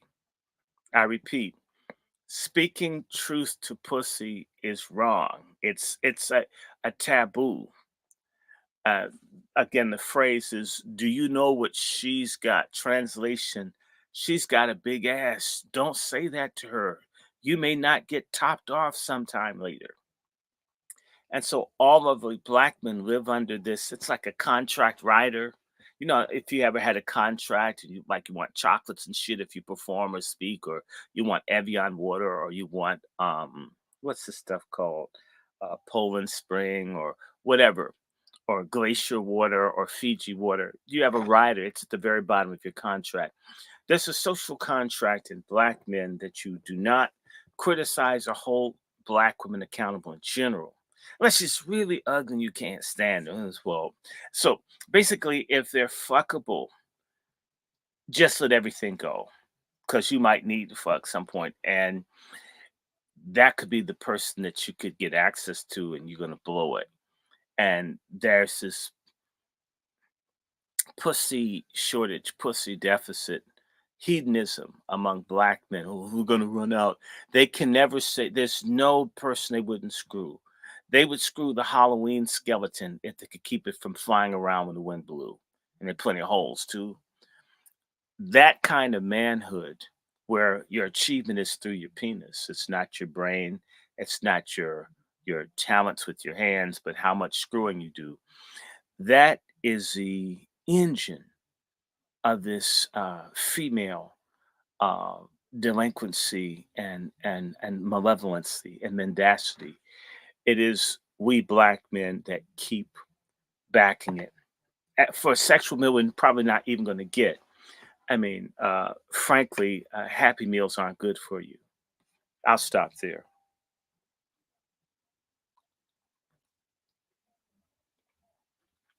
Chef? Doc, can you hear me? Yes, I do. I can hear you. I can hear you. Come on, bring it. Yeah, I think that again, I make a distinction between the culture and a belief system. Mm-hmm. I think the behavior that happens in the culture is to be expected because it's a part of the culture. But when you become a believer, whether you are a believer in Jesus, Yeshua, whether you're a believer in whatever your belief system is, then you come under the authority of the scriptures. I don't try to impose the belief system on the culture, because I think that has been the problem. When the culture, when you leave the culture and come to the belief system, there should be a difference, because you're leaving something that may not have no standards. And you come to the belief system, like I said, I am unapologetic, like you, Brother Short. We are followers of the teachings of Jesus Christ. Revolutionary one, the one who, you don't kill a weak person, you kill a strong person. You leave weak people around to affect other weak people. Okay.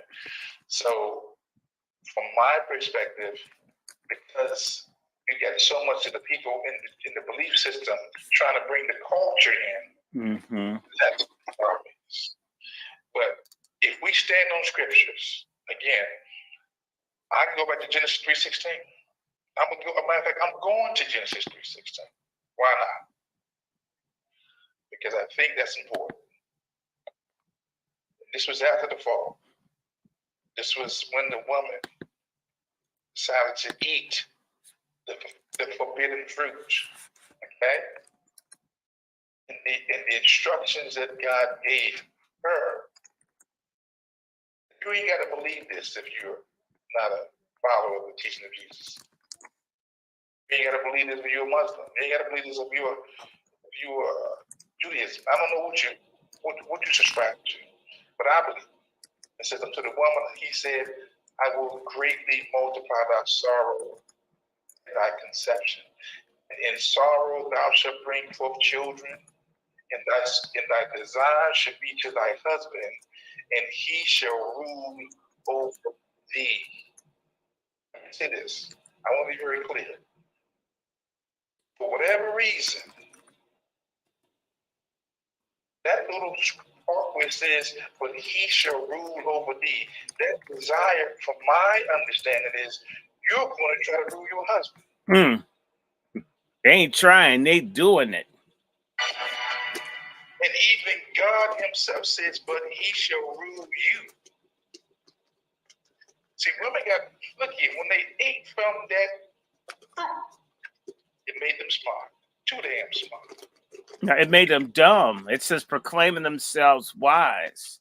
When you step out of God's order, you're stupid. It's stupid for the woman to want to go in the boxing match with the man in the U.S. Army. It's stupid for women to tolerate men who still have penises to compete as women in women's sports. Women tomorrow could do a Bud Light and clean this. But you know what's interesting? I'm going to say this to you, ladies. You guys do best when you're attacking men that are doing what they're supposed to do. When men don't give a damn about women, the men that hate women, the men that dog women, they're not checked. And in reality, women wait for men to check men that are out of order with women. And it used to be, at least like in the old movies, where the hoe was tied to the railroad track and then waiting for a man to say that at least he showed up instead of letting the train cut her in half. Now the modern woman's too good to ask for help because she's equal. No, she ain't equal. She's a woman. She still needs the help. So, go on, keep going, brother. I'm sorry.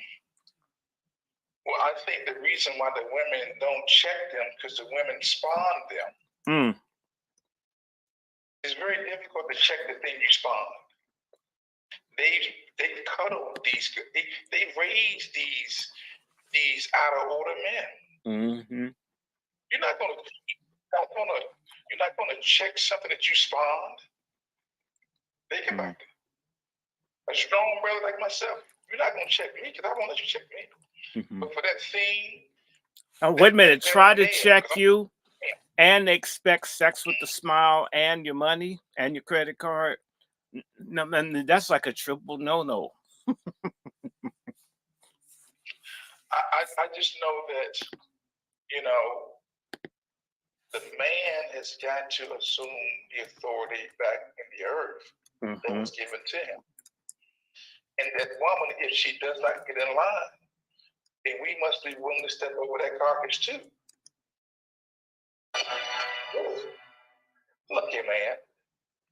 Even the scripture teaches it's better to live on the rooftop of a house than to live in the house of a brawling, loud woman. Pork chop. Okay? Now, look, this is medicine for my sisters. This is medicine because, again, a lot of the sisters are out of order. You know they're out of order. But there's no system in place to check them. And living in the system of white male domination, and you've been his favorite toy. You've been who's been the ear to his pillow talk. Do we get to go back to the birth of a nation? I must bring you the birth of Come a on nation. with it, brother. Well, some people like the birth of a nation. When I see people role playing master and the slave, and they have their pictures up with these black women happily get with the white man, and she's his wench, and he's got a lynch rope around their neck and his doggy style, and take that black men and stuff. I mean, there's some women that wish they were Sally Hemings. Sally Hemings she was living in a mansion. Sally Hemings was with the man that was powerful. Sally Hemings was with the man that was rich. Sally Hemings ate good. Sally Hemings dressed good. Sally Hemings made it to the White House. What's wrong with that? Sally Hemings, the sexual ends justify the means. So Sally Hemingism, we can call it that. She's hemming. I like that. Hemming and Hawning. Yeah, Hemming and Hawning, but go ahead. That's not a bad position. Like Midnight Train to Georgia, I'd rather be in this world than live without him in mind. I'd rather be in his white world than be a single mother in mine. So I guess Midnight Train to slavery. We got to make that. I'll rewrite that. This is a mindset. So, and by the way, don't laugh at me. Black women that marry white men do not get divorced in the same percentages as white women divorce black men that they marry. Black men divorce white women, and black women divorce black men. But when a black woman gets herself a white man and she does pay 50-50 and more, don't even try to lie. I hate liars. Those black women they do the Halle Berry. They do the Diana Ross. They subsidize the white men they get with. Oh, yes, they do. With no complaints. They're not on Oprah. They're not talking to Male King. They don't go out and dog those white men that they're taking care of. Shaka Khan didn't do it. None of them do.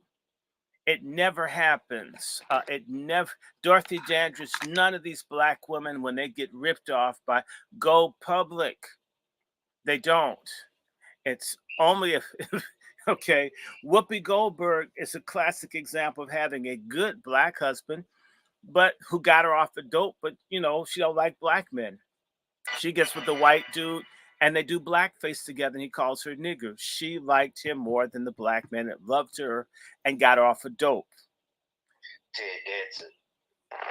Yeah, I mean, so, so don't say it. Don't ever put in your mind, it is our idea that everybody in slavery and all those sexual things were miserable and unhappy. I wasn't there. Somebody enjoyed getting screwed by massa. Because if you didn't, and you had an opportunity, your ass to run away, you ain't did it. Okay, so you up in the house with the nice lye soap, you get to drink the mint julep that the missus didn't finish. A whole bunch of people live real good. And I'm going to say this to you. The house nigger in American black culture is unfairly weighted. It's always associated with people like Clyburn or Clarence Thomas. We say only Uncle Tom. We don't say Aunt Tom. We have some way of not saying that. We'll say Mammy, but Mammy's got to work both sides. We don't have a word for female traitor in our culture. We don't. Because, like, for the black man, every person with a pussy is a freedom fighter, even white women. Black men, again, the issue with the black man is that he has a destroyed ego, and the average black man is a whore with no dick control. And whoever opens the legs up, he doesn't care if she's got swastikas on her titties. If she's got a Ku Klux Klan mask on her vagina, he's going in because it's an available orifice. And until that changes, in fact, that comes back to conversion. Without a concept of something transcending life other than the fatalism here and now. I'm gonna get my money, I'm gonna get my pussy here now. I don't care about anyone else, which is the dominant cultural mindset of Black men and Black people right now. Without something coming along that is holy to get someone to say, hey, I'm not going to cheat on this woman because she's the mother of my children. I'm going to be faithful for the woman. I'm not going to dump a bastard from this dude I don't even know and make the good man I have take care of him and criticize how he raises someone else's a bastard seed. We have to have that. And that only comes, someone just said, niggas come to Jesus while there's time. And the same way that I had to shut down my chat because there are people from other countries trying to get in the middle of our situation because they know how bad stuff is. I mean, no other group of people, no other group of women in the world have made a movie like The Color Purple. You could never get a group of people enslaved by another group of people to make a movie to attack the men and the people who fought against the people that held them in slavery. What am I saying? Spielberg, and I'm not saying this to be ugly, I'm just going to state a fact. I have an ancestor named Robert Israel. He's a Jew. He had slave plantations in Barbados. There are a lot of people who owned and participated in the slave trade that the GCP. They're the same people who run Hollywood. Okay, how Oprah and all these other people run up behind the descendants of people who owned their great great grandparents. All this damn black slave trauma porn that Oprah makes. The people who got rich off of that trauma are underwriting the movies to make fun of us. No other group of people would do this. No other group of women would dare do this. I'm trying to tell you, in India and other places, they would mob these women. You would get beaten and stripped naked to the street and kicked. I don't want anything like that, and that's not what I'm suggesting. But you would be shut down. You couldn't drag them in. Let me tell you, the Palestinian men in Gaza who are on these little red pills, they're on drugs because they're miserable because of unemployment. And the women have to take care of them. They're in and out of jail. They're harassed by everybody. You'll never see negative depictions of Palestinian men except for in GCP media. They won't put it out there. We can take Pakistanis, the guys who killed their sisters for saying hi to another guy at school, an honor killing. You will never see negative depictions of Pakistani men in mainstream. Maybe a local small film, and there'll be some feminists funded by United Nations subsidiary or some Western group. I'm not saying that this stuff they're saying wouldn't be true. You can't put the flaws and the foibles and the failings of any group of men in the world on blast and there not be physical and economic repercussions against the person that did it.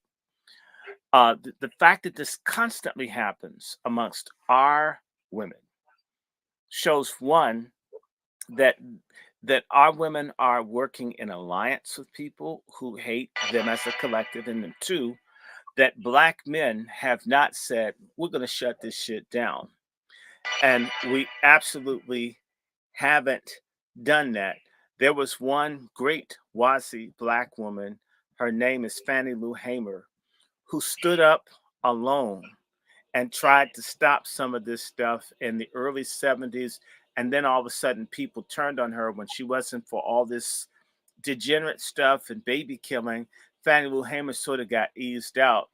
Okay. So the other thing is Black men haven't gotten behind righteous Black women. In fact, that's why when I do my sermon on Sunday, it will be, if your baby you destroy, you're a sodomite decoy. Black men that support hedonism, abortion, degeneracy, basically you're fags in spirit.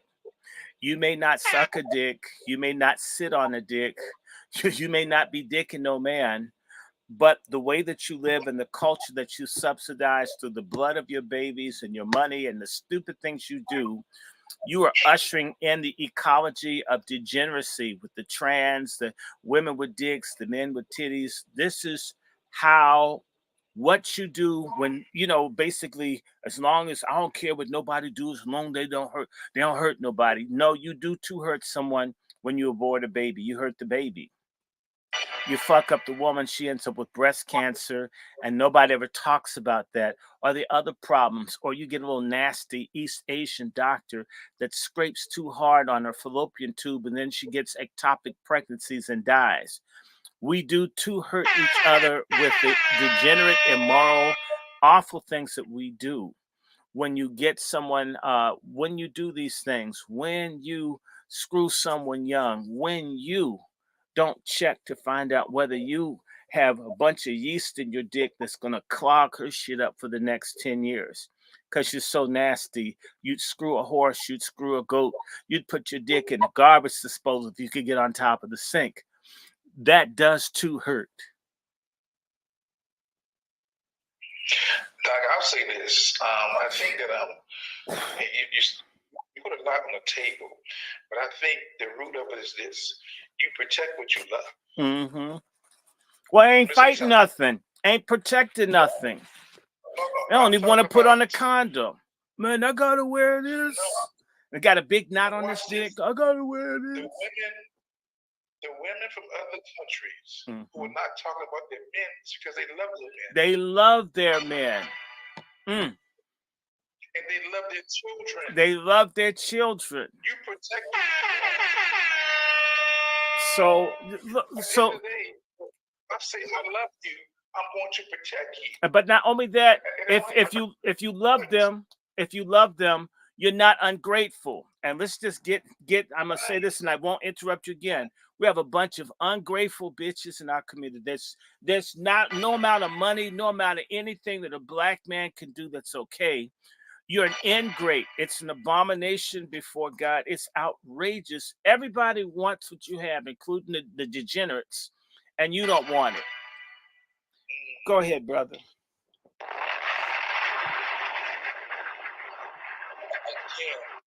to my ladies, it's not all of you.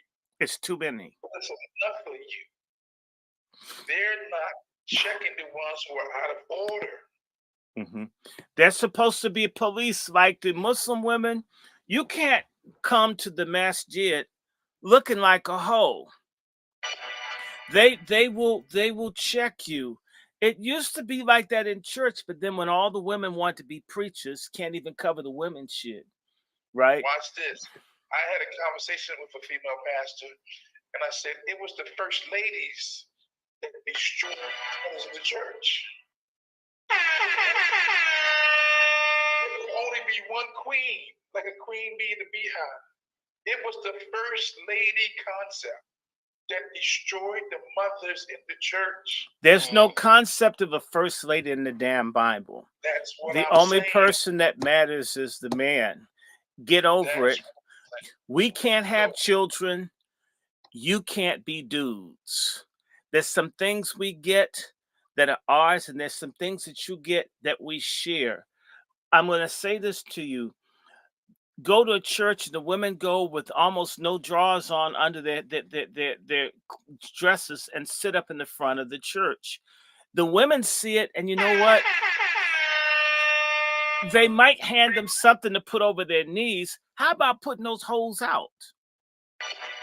I've seen women come to church in men's clothing. I've seen stud couples snuggling and cuddling in church in men's clothes and not a peep. Two men couldn't do that. Even if the choir had more sugar than Cuba, you couldn't do it. Because not only do they not love and not care and they're ungrateful, they don't mind. There's nothing that women can do wrong because there's this imagined alliance that we women have to stick together. We have to stick together. And I'm not going to call you out. I'm not going to call you out killing babies. I'm not going to call you out that you're cheating on your husband. I'm not going to call you out that you got your vagina up in the face of our guest pastor. I'm not going to call you out because we women have to appear to be a united front to take on these men because we're pork chop feminists before we're black or Christian. In fact, well, I just think being a woman makes me saved. I'm God. I've given a life. I mean, you hear this incredibly stupid stuff, and you'll always find, pardon my language, a dumb fuck conscious community, often an old, used up nigga that wants to be relevant, often retreads from the 60s and 70s that run around and they're talking all this dumb Pan-Africanist and African matriarchy.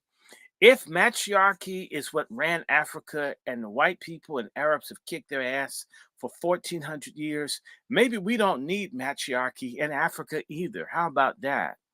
Okay, shit's not working. And now the Chinese are up in there. If women running shit is why we're fucked up like we are today, all you hoes are fired. Just quit. Get out of running anything. I'm not saying that's true. I'm just saying, but matriarchy must go. Feminism must go. Conscious community coons, y'all are sorry. And it's interesting, conscious community coons, that people putting up all this stuff, and the first God was a woman. Says no wonder we're fucked up.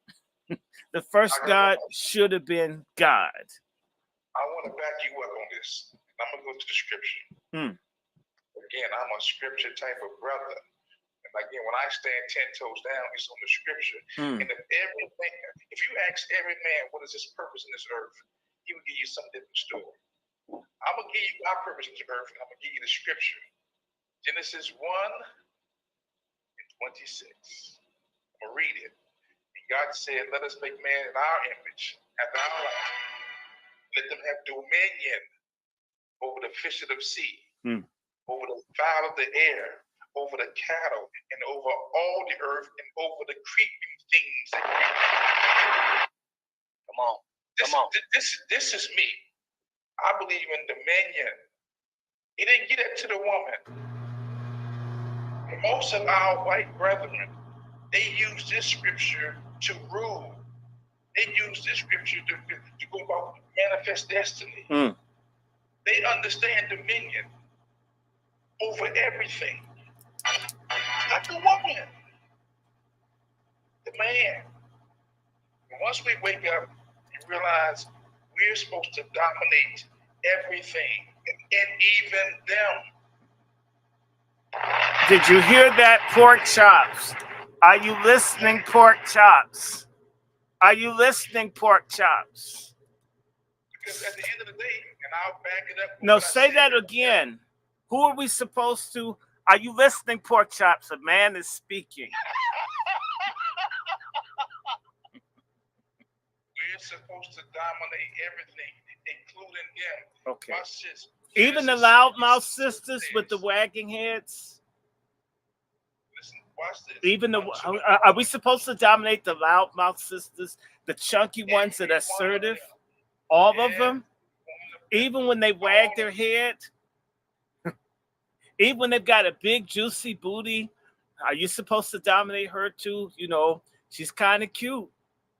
A big booty is only a disposable waste unit. That's it. That's all a big booty is a big disposable waste unit. Okay. Well, couldn't you say a deluxe disposable waste unit? Oh, no, because the function of the big Pat booty talk. is to sit on the toilet and release yourself. That's it. Pat talk. Listen, you know, patriarchs are speaking. Feminists, you have to listen to this. Everybody out there with feminist friends, please send our stuff to the Women's Studies Department. We can't stand women's studies. We want it all closed down. We need to have a human studies department to teach humanity. Stop separating women from men. I mean, that's stupid. We need to stop this, right? We got to stop it. We got to stop it. We have got to stop it. We have got to stop this. Go ahead, brother. And by the way, I want to remind everyone, please like these programs. Please subscribe to the Lone Wolf Firearm platform. Please look up on their next platform. Subscribe. This is the Angry Black Men's Book Club channel. I have another one. I need 50 to 100 subscribers to subscribe to my DRS1. Let me see what's thing. I'll send it out to you. I'm going to ask you to subscribe to my other channel. That way, in case they should take one down, have as many. I think it's DRS1, Randy Short, DRS1, Randy Short, or Randy DRS1, Randy, whatever. Look for DRS1. You'll find it. I want 50 subscribers so I can go live on multiple. I've got about 4 channels just in case something stupid happens. Please, please, please subscribe and send these Pat Talks. We've done 11 to every feminist, to your grandma, to anyone if they're bored, or just women that hate men that want something to argue about. We are giving you. If you know a woman that hates men, please send my videos to all the women that hate men, every misogynist. I want them to be my biggest fans. I'm going to keep making content to prove how terrible and awful men are. We're going to do this. We're going to do this until I die of a heart attack. And by the way, for all of you that hate feminism, I think you all do. If you don't, we're trying to get you there. Remember that this is Randy Eve. My birthday is tomorrow. I want all the subscribers. If you can't give anything, share the platform with 100 people. If you can, 200. Just send it out. That's the greatest gift you can do is you can subscribe, you can share, you can advance this, watch stuff. And by the way, we're having fun. But I also want you to donate. You could do it to me. You could do it to Chef. You could do it to Lone Wolf. You can help Brother Negro. We're going to be doing more of these. We're going to be doing more. We have plenty of content. On my platform, I've got about 45. This will make 46. And if I'm doing something, definitely Sabbath, and I'll probably be doing stuff Sunday. Pretty soon we're going to have 50, and soon we'll have 60. So we want you to watch, donate, and there's no excuse because it's up on the screen. $ Dr. Randy Short is the Cash App. If you do Zelle or PayPal, it's wrandyshort@gmail.com. I'm going to do it again. Dr. Randy Short is the Cash App. $ DRRNDYSHORT. It's not hard to find. It's everywhere. If you are able to do Zelle or PayPal, it's my email, wrandyshort@gmail.com. We do this in part because it takes time and energy. Y'all should make it rain on us. I want to thank everybody that has given. There was one person, I thank you. They sent me 100. That's how the illiterate people from North Carolina and DC say 100 instead of 100. Someone sent me 100. And I'm thinking, I'm cool with 5 and 2 and 3 because some of us have thousands and thousands and thousands of followers. They all don't subscribe, but we have them. So I'm thinking, man, we would be able to do incredible stuff. Cash App. Yeah, definitely a Cash App again. He said that. All right, Dr. Randy Short, drop it. I'll be 59. That means in 366 days. I mean, God willing, and I claim it, I'll make it to 60. And it's incredible. That means I'm literally a year and a day and 6 years. Most black men die at 66. A significant number of black men die at 66. I'm like, hit the Cash App. What do you mean? Hit it? Hit the Cash App. Yeah. Just make a contribution, but also take the time to like this. Take the time to subscribe to Lone Wolf Firearms. Brother Juan has some of the best discussions on safety, firearms, morality, all of that. And you know what? He's got under 200 subscribers, but how many of y'all wish that you knew a black Rambo? You wish you knew a black RoboCop. You wish. Well, he's our friendly neighborhood ass-crushing expert Pause. on self-defense.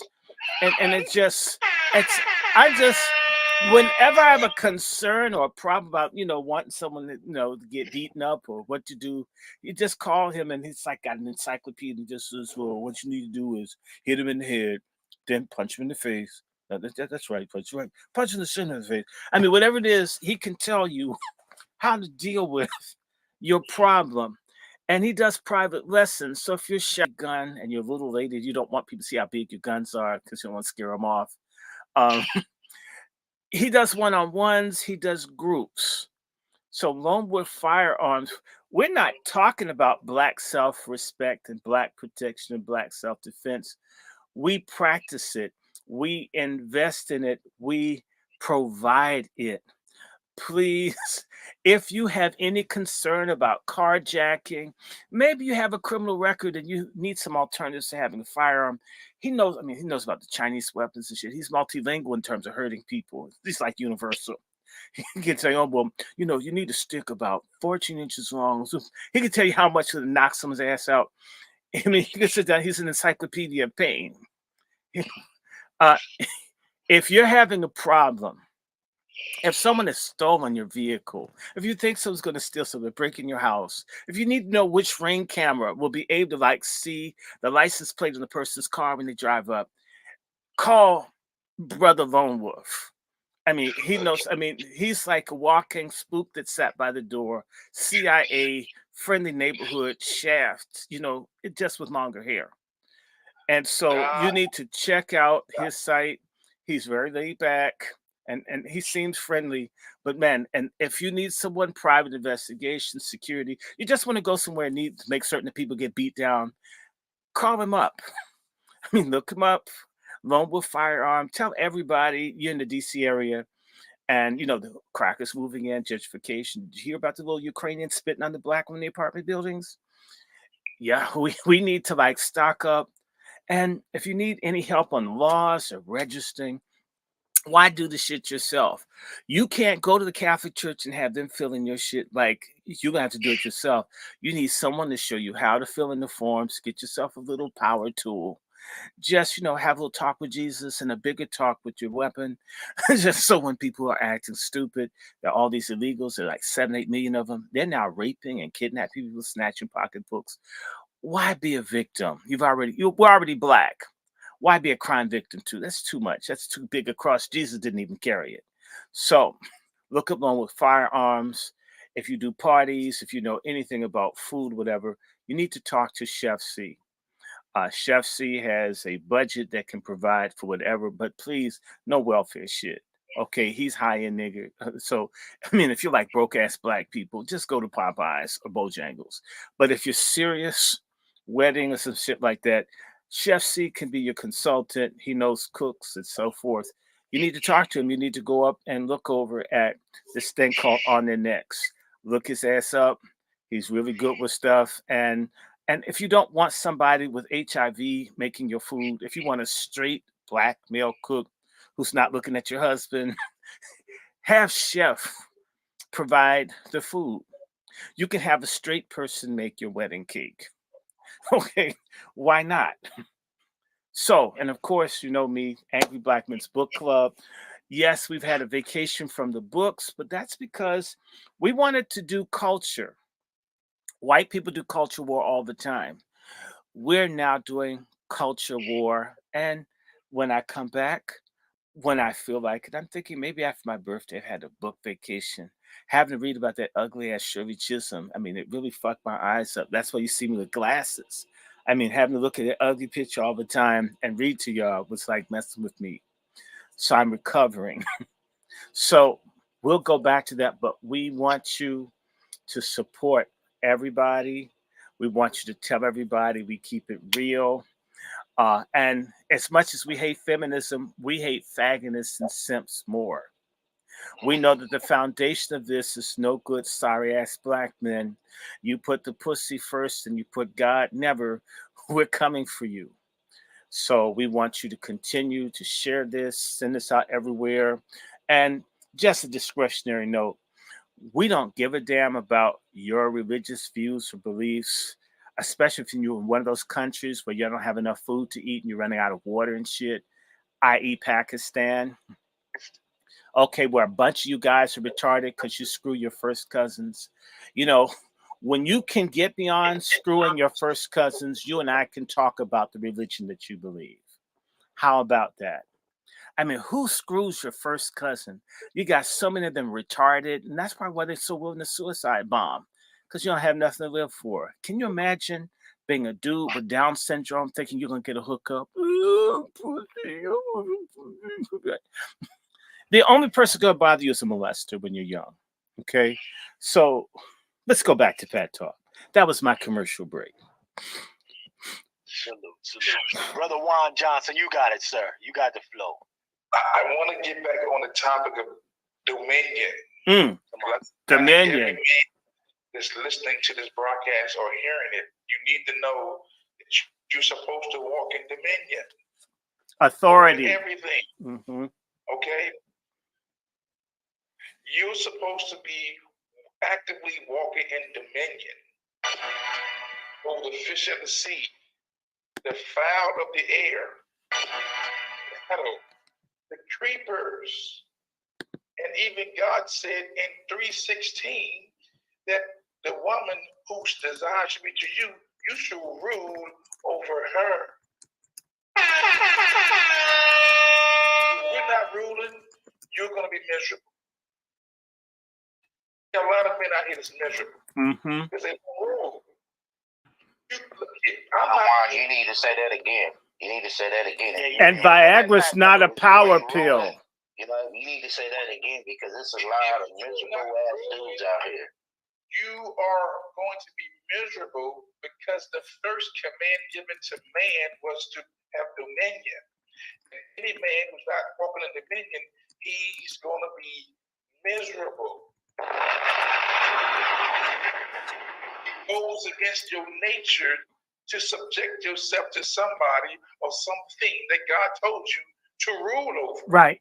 Feminism.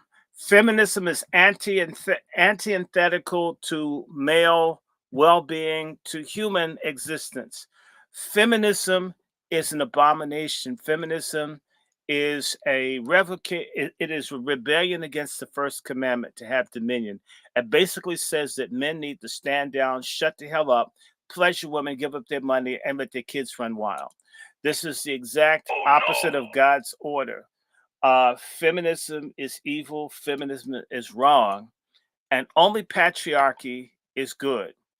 And the fact that we men have allowed them to vilify patriarchy for decades, now it's the time to openly put the word patriarchy in your mouth. Don't be with any woman that does not want a patriarch. That's like wanting a man with no scrotum. What do you want a man for? Yes, the guy has it. Oh, hey, wait a minute. I love this. Hold on. But I would tighten this up, brother. You have dominion over opinion. And I would say divine dominion over secular opinion. See, divine dominion over secular opinion. Okay. Divine dominion over secular opinion. Patriarchy is made by God. Feminism is made by sodomites and malcontent, miserable women. And often when you see that there's some of the most ugly, hideous women. By the way, did I send you, Chef? So you need to share that video clip from Planned Parenthood where the ugly, fat, bloated Black woman is saying that virginity is a myth. It's an ugly stud. I sent it to you. Oh, yes, I did. Did you see that? Let me look for it, brother. Please put it up. Where Those are the ones, though. It's Those a are the hideous. ones that's always doing it. It's a hideous, ugly woman that no man should want to be with. Yes, I'm body shaming ugly, rebellious feminists. Yes, you're ugly. You are ugly. Lose weight. You got me right here saying it right now, and I'm calling out one of them right now, Professor Glump. Professor Lump. I heard they call her Professor Clump, but I call her Professor Lump of shit. Because she's the biggest feminist black man hater out there. Yeah, Whenever she comes online, she talks bad about black men. We need to attack her. And everything. Where's her channel? Because we all need to come on one day and start calling for them to take her channel down. We need to do what they do to patriarchs. We can do the same thing. This is unheard of. No other group of men put up with this. And you know what? There's some dude that say, man, I could back up in her, man. She's probably really, really, really tight. I know she means. Oh, that fat mother. Oh, she got booty. She got booty, man. You know, fat chick, man. That woman ain't a fat chick. That woman is a fat lump of shit. That's what she is. How often do you guys hear the ministers of any of the major religions talk about the responsibility of the man beyond protect and provide? I'm talking about back in Genesis 1. Brother, the only thing I hear the pastors say that the men need to do, they're the same as the women, is give up the money and shut up. Pay, keep giving, dig deep, and keep giving deep. Do what you're told. My anniversary day, Men's Day, just Mother's Day in particular. Mother's Day is Easter for niggas, where we worship our sorry ass failed mothers. That is Easter for Negroes. It's Mother's Day. And Women's Day at the church, and they have all the studs up in the pulpit, all of them with with watermelon-sized boobs. They need to get a better bras. I've never seen such a poor bra selection as on Women's Day. Damn. Learn how to dress. I mean, if I have to learn how to make a bra myself, I know I could make a better one where the stuff isn't sagging like it looks like a water slide because the thing doesn't hold. I mean, come on. I don't even think about, I just said, God, we need better bra design, especially in church.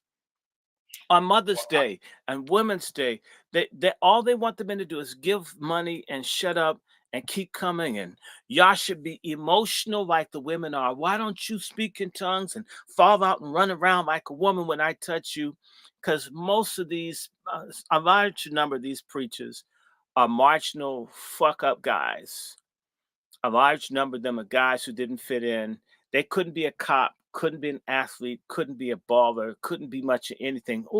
But in church, where I can be like a weak nothing that could be important because I'm the only one talking, the church is a great place for a weak, sorry, uncharismatic, awkward dude to have some authority. And so that those kind of awkward dudes, they don't want anybody in that church that has any kind of manhood in him because it could threaten his fragile snowflake ego. And the women like him because he's a bigger woman than they are. And that's why these women sit up under that bitch, TD Jakes. Something's wrong with him. I don't care what nobody says. Before P. Diddy, I knew TD Jakes. In fact, there was a Jakes. I bet you he's related to him because he's dark skinned. My dad used to mess around. Then he stopped. This guy's name is Jakes. DC ain't far from West Virginia. I may have known TD Jakes' father. I hope not, because that dude turned me off. It creeped me. And that's like in 1969. So I've been having problems with the name Jakes for 54 years. When I hear the name Jakes, I get scared. I think that dude was a pedo, the Jakes that my father used to deal with. So I'm looking at this one now cross-eyed. And then there was another Jakes. That was a woman. She was in the voodoo that was at my dad's church. So when I hear Jakes, I have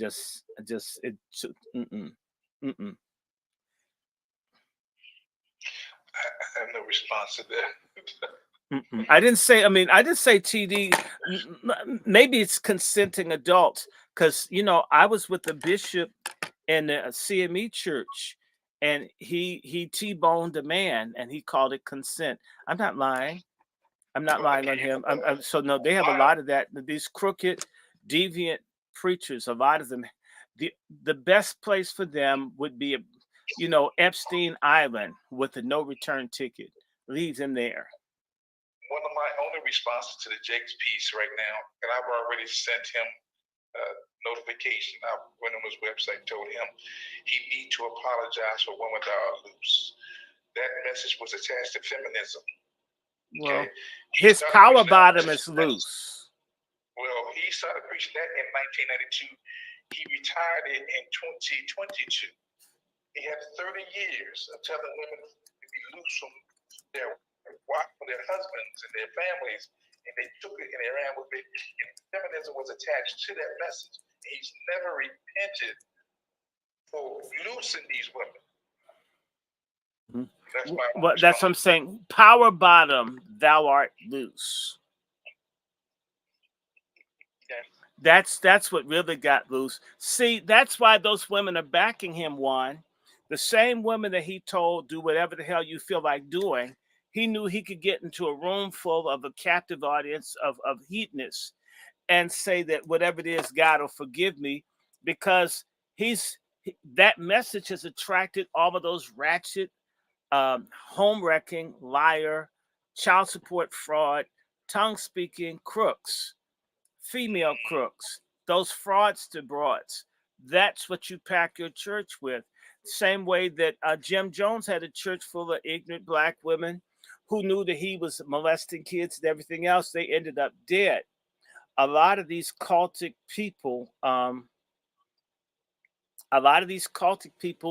appeal to. Remember, the scriptures say that these places would be full of silly women, never coming to the knowledge of the truth. It said it's stupid women that, and if the Bible sexes choke on it, the Bible says a lot of dumb women would be bamboozled by everybody. And what's that song? I know the Bible's right and someone's wrong. Pork chops are wrong. Feminism is wrong. Abortionists are wrong. Folks run down the divorce court, destroying marriages is wrong. Raising your boys and telling them that they're a girl on the inside and telling girls they're a boy on the inside. Isn't it interesting that almost all of these people that are confused about their sexuality are girls growing up with these ratchet mothers that want to be men? The women hate God and hate being women so much until their girls want to be males. It's a female phenomenon primarily. I mean, you know, what we have to ask the question: is it a deep-seated hatred for God? Mm-hmm. Because again, and I believe in the scriptures. I'm unapologetic, but I also know this: when you come under the scriptures, and you abide by the scriptures, and right. The females are resisting. Well, and we're not leading. Ultimately, the best thing that black men can do is to lead by example. See, I see folks in the manosphere, and all they're doing is pointing fingers and attacking women this, women that, women with. My thing is this, but yet you want to go and be a passport brother, and you want to screw a bunch of people and see bar girls in Thailand. All this, that's the point is you're looking for paradise, but you've ruined what you had here. A lot of women,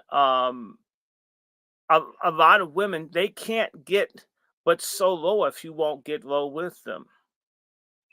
Right? If, like you said, if you don't say yes to everything, and you move on, leave the person alone. Certain people get around, I don't want to be alone. I'm going to do this. That's the same way certain people who did not want to be skipped for marriage waited until they were married to have sex. Then the pill and the loose morals, and then basically people do what they want.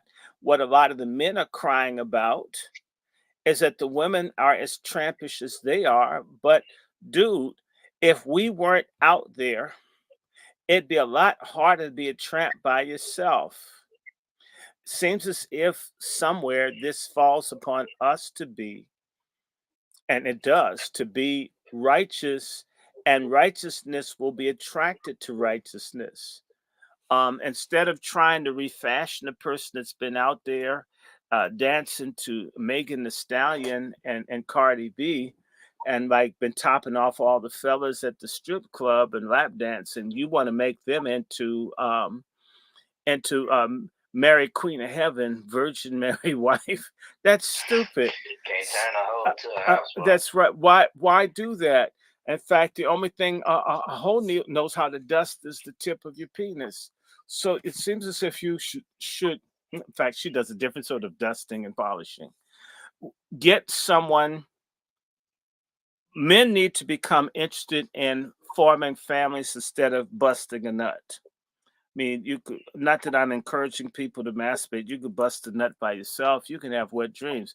Uh, Busting a nut is not like splitting the atom. Although we've made this for a lot of sorry, pathetic, underachieving black men on all levels, have made sex such a big to do until nothing really matters. In fact, you don't matter. You know, just there has to be more than just busting a nut. What about the children? What about getting deeper into what sex means? Like someone that's there for you when you're old and ugly and your teeth are falling out, or when you have prostate cancer or prostate problems and you can't get an erection. You know, for if that person's only interested in you for your magic stick and all the magic goes, I guess you're disposable. Something has to be a lot deeper than just carnal freak offs. I would have been swallowed up. Have you ever been swallowed up? Have you gone through a time of swallowing? Do you see what he got on? Do you see what he's wearing? Oh, As a man, you have no business wearing that shit. Even if you was in Scotland wearing the kilt, even if you was a Campbell or McGregor or McDonald, you have no business wearing no shit like that. And as men, and let me get in here, man, because I see as men, a lot of us forgot how to be men. A lot of them don't know what it is to be men because they raised by women. You know, I said it before and I say it again, and every time I say it, it comes true. I was raised by a man. And that man always told me from the time of a little boy that we are living in a generation of men that's raised by women. That's why a lot of these beta males are beta males. I call them beta mama's boys. You know, they come up under women, and then once they come up adolescents and become independents, they look for other women to take the place of the woman that they come from up under. You know, oh, you can never find a woman to replace your mother. You only get one mother, and ain't no other woman gonna love you or take care of you like no one. So therefore, when you out into this world, you have to be a man. And the first thing about being a man is going out there and getting your own. God bless the child that got his own. And the best thing about having your own is maintaining your own and building off your own. You know, a lot of these young men out here are lost because they don't have any direction. And I'm going to say this because I was one of those young men. You know, I was thinking that, you know, we were always taught that you have to get a good job. And when you get a good job, you work that job, put your kids through, you know, and all that. But yeah, we were never taught to go out there and build yourself up and get your own business, get this economy, get you an insurance policy to put money into that you can draw out of it. We weren't taught that things. A lot of those things were unattainable. Remember on Malcolm X, Malcolm X said that he told his teacher that he wanted to be a lawyer, and the white boy told him, "You're a Negro, you can't be a lawyer." Well, that's what we were told when we were growing up. I remember Chef C. When I was graduating from high school in 1992, my dad, they used to always walk me to school because their little hangout was right before my school. And that all his OG Vietnam veterans used to say, in my time, they wasn't called OGs. They was called vets. You know what I'm saying?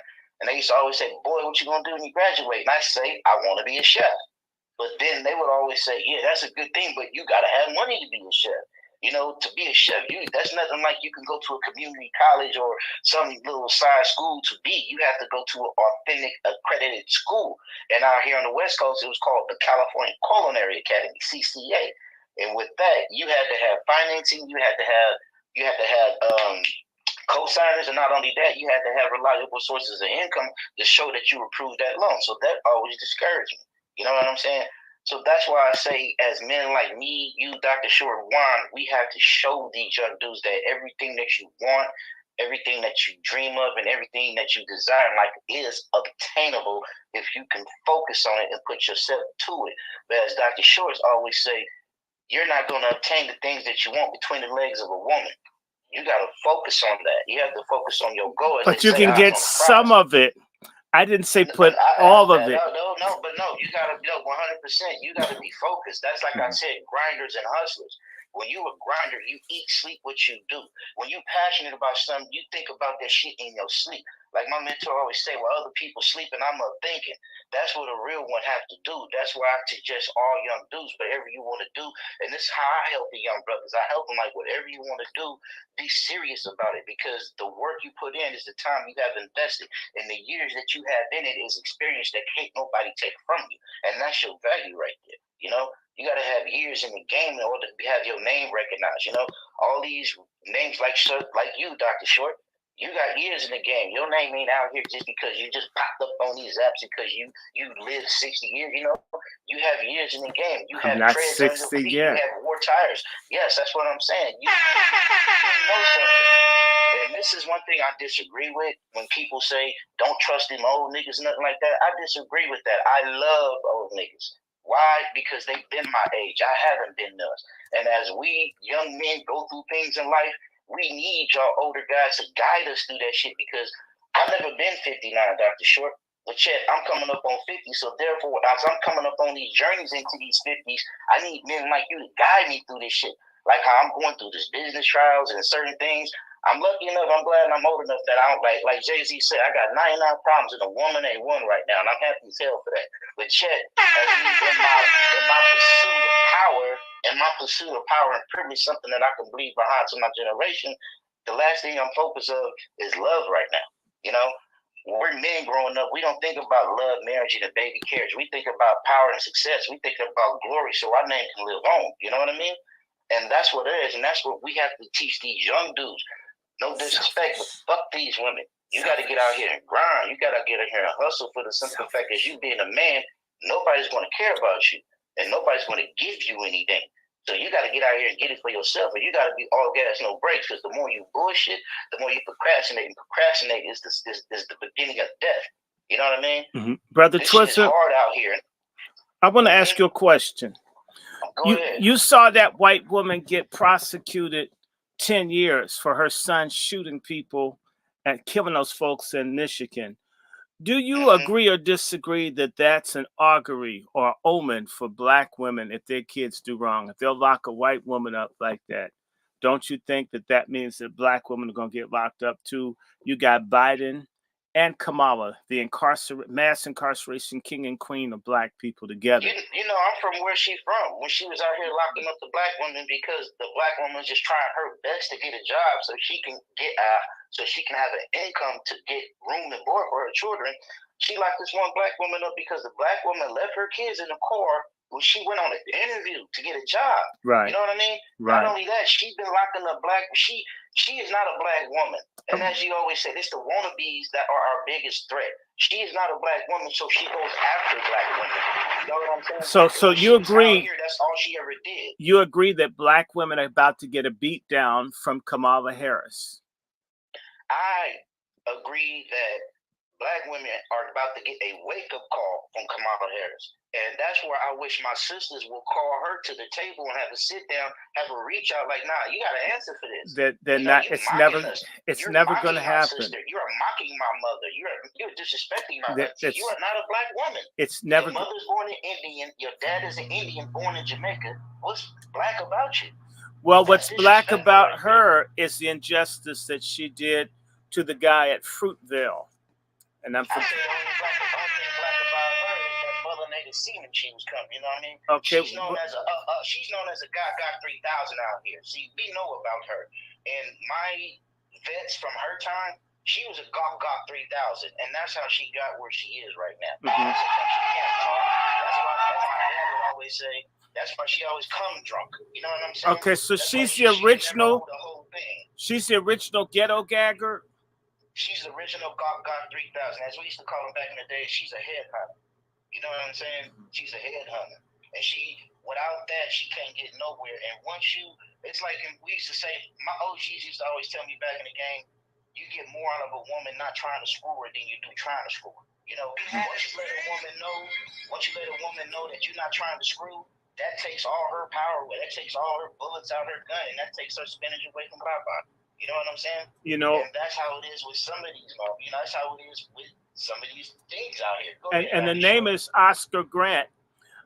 She's the one that gave the white dude less than a year for murdering Oscar Grant in broad daylight.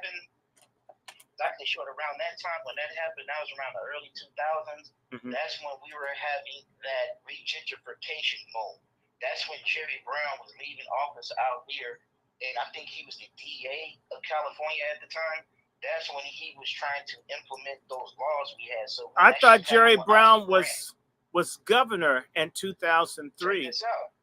Check this out. I don't know exactly when, because I met Jerry Brown. I met Jerry Brown April Fool's Day 2003. So I'm just saying. New Year's, okay, so New Year's, April 1st. I met him and I told him that he was going to win the governorship because nobody trusted Meg Whitman at the time. You know, she was a bored billionaire who was just trying to run for governorship. And when he was in there eating a Mexicali Road, I was like, "He about to win the governorship." He's like, "You think so?" I said, "I know so." But yet, you know, he's the architect of regentrification. He's the architect of these sanctuary cities. Oakland was the first sanctuary city in California, not Los Angeles, Oakland. You know what I'm saying? Well, I'm going to say this up that Huey Newton and them supported feminism and LGBTQ and the whole internationalist shit of the Panthers. On one hand, yes. On another hand, no. We need to be very careful about intersectionality. Now, that was that Berkeley in him. Yeah. He had a little slash of that Berkeley in him, and that's that. But yeah, I don't agree with that. Right. I don't agree with feminism. I don't agree with socialism. I don't agree with power to the, none of that. I agree with power to the black man. Because without us, it's not going to be nothing. We are the fighters, we are the providers, and we are the protectors, and we are the builders. If we can't come together and build, and it's over with.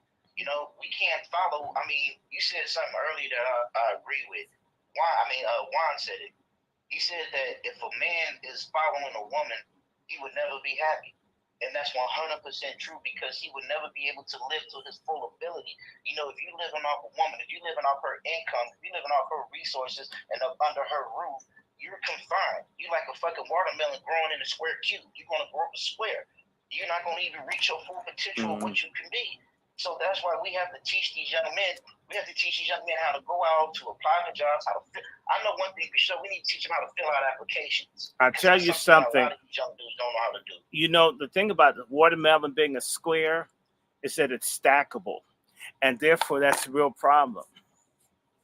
I'm going to have to leave y'all for Bible study, but I have a request, and I need to hear from Chef C about. And Brother Q about Bag X. We'll have to do that at some point. There's got to be that discussion, but I'm going to have to leave people. And so I can read the Christian Quran for all my hater Islamics out there. I'll read the original Quran. The one that you read from left to right, not right to left. Anyway, Hey, Dr. Short. Yes, sir. Pissed at me when I tell her that she's so concerned about and cares so much about it. Why don't you look into the story on Dr. John Henry Clark broke down the whole inception of born that religion on how two brothers from Somalia and Ethiopia created that. They don't want to hear that. You know, they don't people. It's like they say, people have a romance. But once you take the love away, you just put like the intellectual and the knowledge in it. Things that make you go, You know what I'm saying? Dr. Short, man, I don't appreciate you coming in and out, man. You're going to have to start giving us more time, man. You're going to have to tell, you know what I'm saying? You're going to have to start giving more time to this. Well, no, I gave plenty of time. I've been here 2 hours and 43 minutes. I don't know when. Give us 3 hours and 55 minutes next time. Well, we're going to have fun.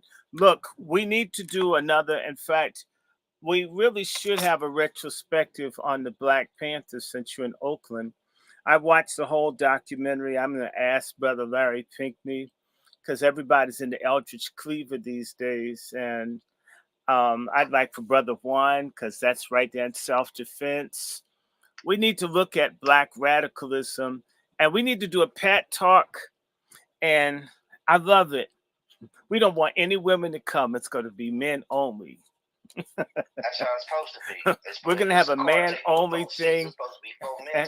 So we're going to have a discussion on this Black movement and look at the stuff. I'm thinking of a nice Black History Month to have a Black History Month discussion and get a panel and see if we can get Dr. Winters and see if we can get do it Saturday. We can do it this Saturday. Well, no, I'm not going to do Saturday. That's a holy day. At least the first half of it. I mean, I'm gonna give at least half. God will get half of the day, although the whole day is His. But the first half of the day, we always get together and we pray, Brother Juan and I, because one thing that's also a problem in our community, everything is now female dominated. Used to at least be the one thing held out with little coon pastors, and now they practically have all of that too. I heard about 80% of the people in seminary for the AME church are women. And so, by the way, the more women get an authority in the church, the more the shit goes down. I'm not trying to say women in church is the problem, but women being the only leadership, it's reduced equality. I don't care if women say that. Women coming to the military is reduced the physical standards, all of that. Everything has to change because men and women are different. It's the same thing in religion. Short, what they say, don't they say power is corruptive? So yes. What is it with a woman with power? She's corrupt. That's why Fannie Willis is buying private dick with public funds. The mayor of New Orleans is buying private dick with public funds. The mayor of D.C., she's buying, I think, private pussy with public funds. You know what I say about that? That's what happens when they try to play a man's game. No, they're not trying. They're playing in a man's position. They're playing a man's game. They're playing a man's game with the strap on. And in fact, they can't take that though. They want the power, they want the privilege, but they can't take the pain or the punishment. That's true. Like my dad always said, they want everything until it's time to be treated like a man. Right. My dad always told me, anytime a certain individual put themselves in the position as a man, you treat them as a man. I was always taught that. You know, that reminds me of a song that my distant cousin had, and I changed the words to it. I just do a little bit of it. And it goes like this: stutter, stutter, stutter instead of brother. Stutter, stutter. There are far too many of you lying. Stutter, stutter, stutter. There are far too many of you trying. Oh, we've got to find a way. No, I like it. I come up hard, baby. Living by the time.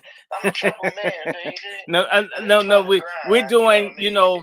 So it goes. We've got to find a way to bring some heterosexuality here today. Gentlemen, it was a privilege and an honor. Until next time, man, hey, let's do this again, man. It's short. I mean, daughter. You need to show Dr. Short that documentary, man. He ain't seen it. You need to show it to him. You need to give it to him, Chef C, man, so he can see. And, hey, Twiz, you gonna keep doing this every time we broadcast? Yes, I'm gonna do it. That's Dr. Short. Here's what I want you to do. You just said that we need to do a documentary about the Black Panthers in West Oakland. You need. That's what I'm gonna do to you. All right. I gotta go anyway. Stop playing with me, Twiz. Yeah, he like that. Okay, guys, I've got to go. But yes, I changed the words to what's going on to feminism's wrong. Feminism's wrong. Feminism's wrong. Feminism's wrong. Ooh, ooh, ooh, ooh. Ah, yeah. Ooh. Oh, we've got to find a way to bring some masculinity here today. Feminism's wrong. Feminism's wrong. Feminism's wrong. Ooh, ooh, ooh. I'll do the whole song one day. I'll see y'all. I gotta go. Bye. We'll be back. Until next time.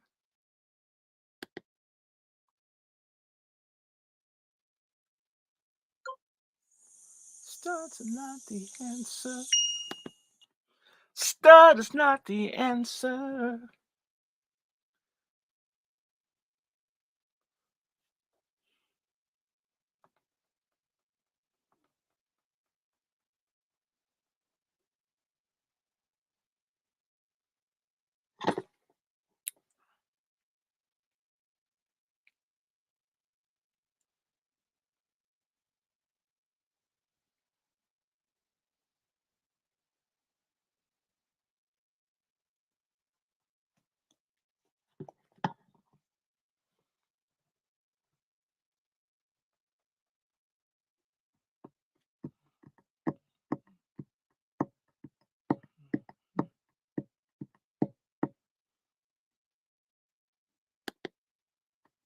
Feminist.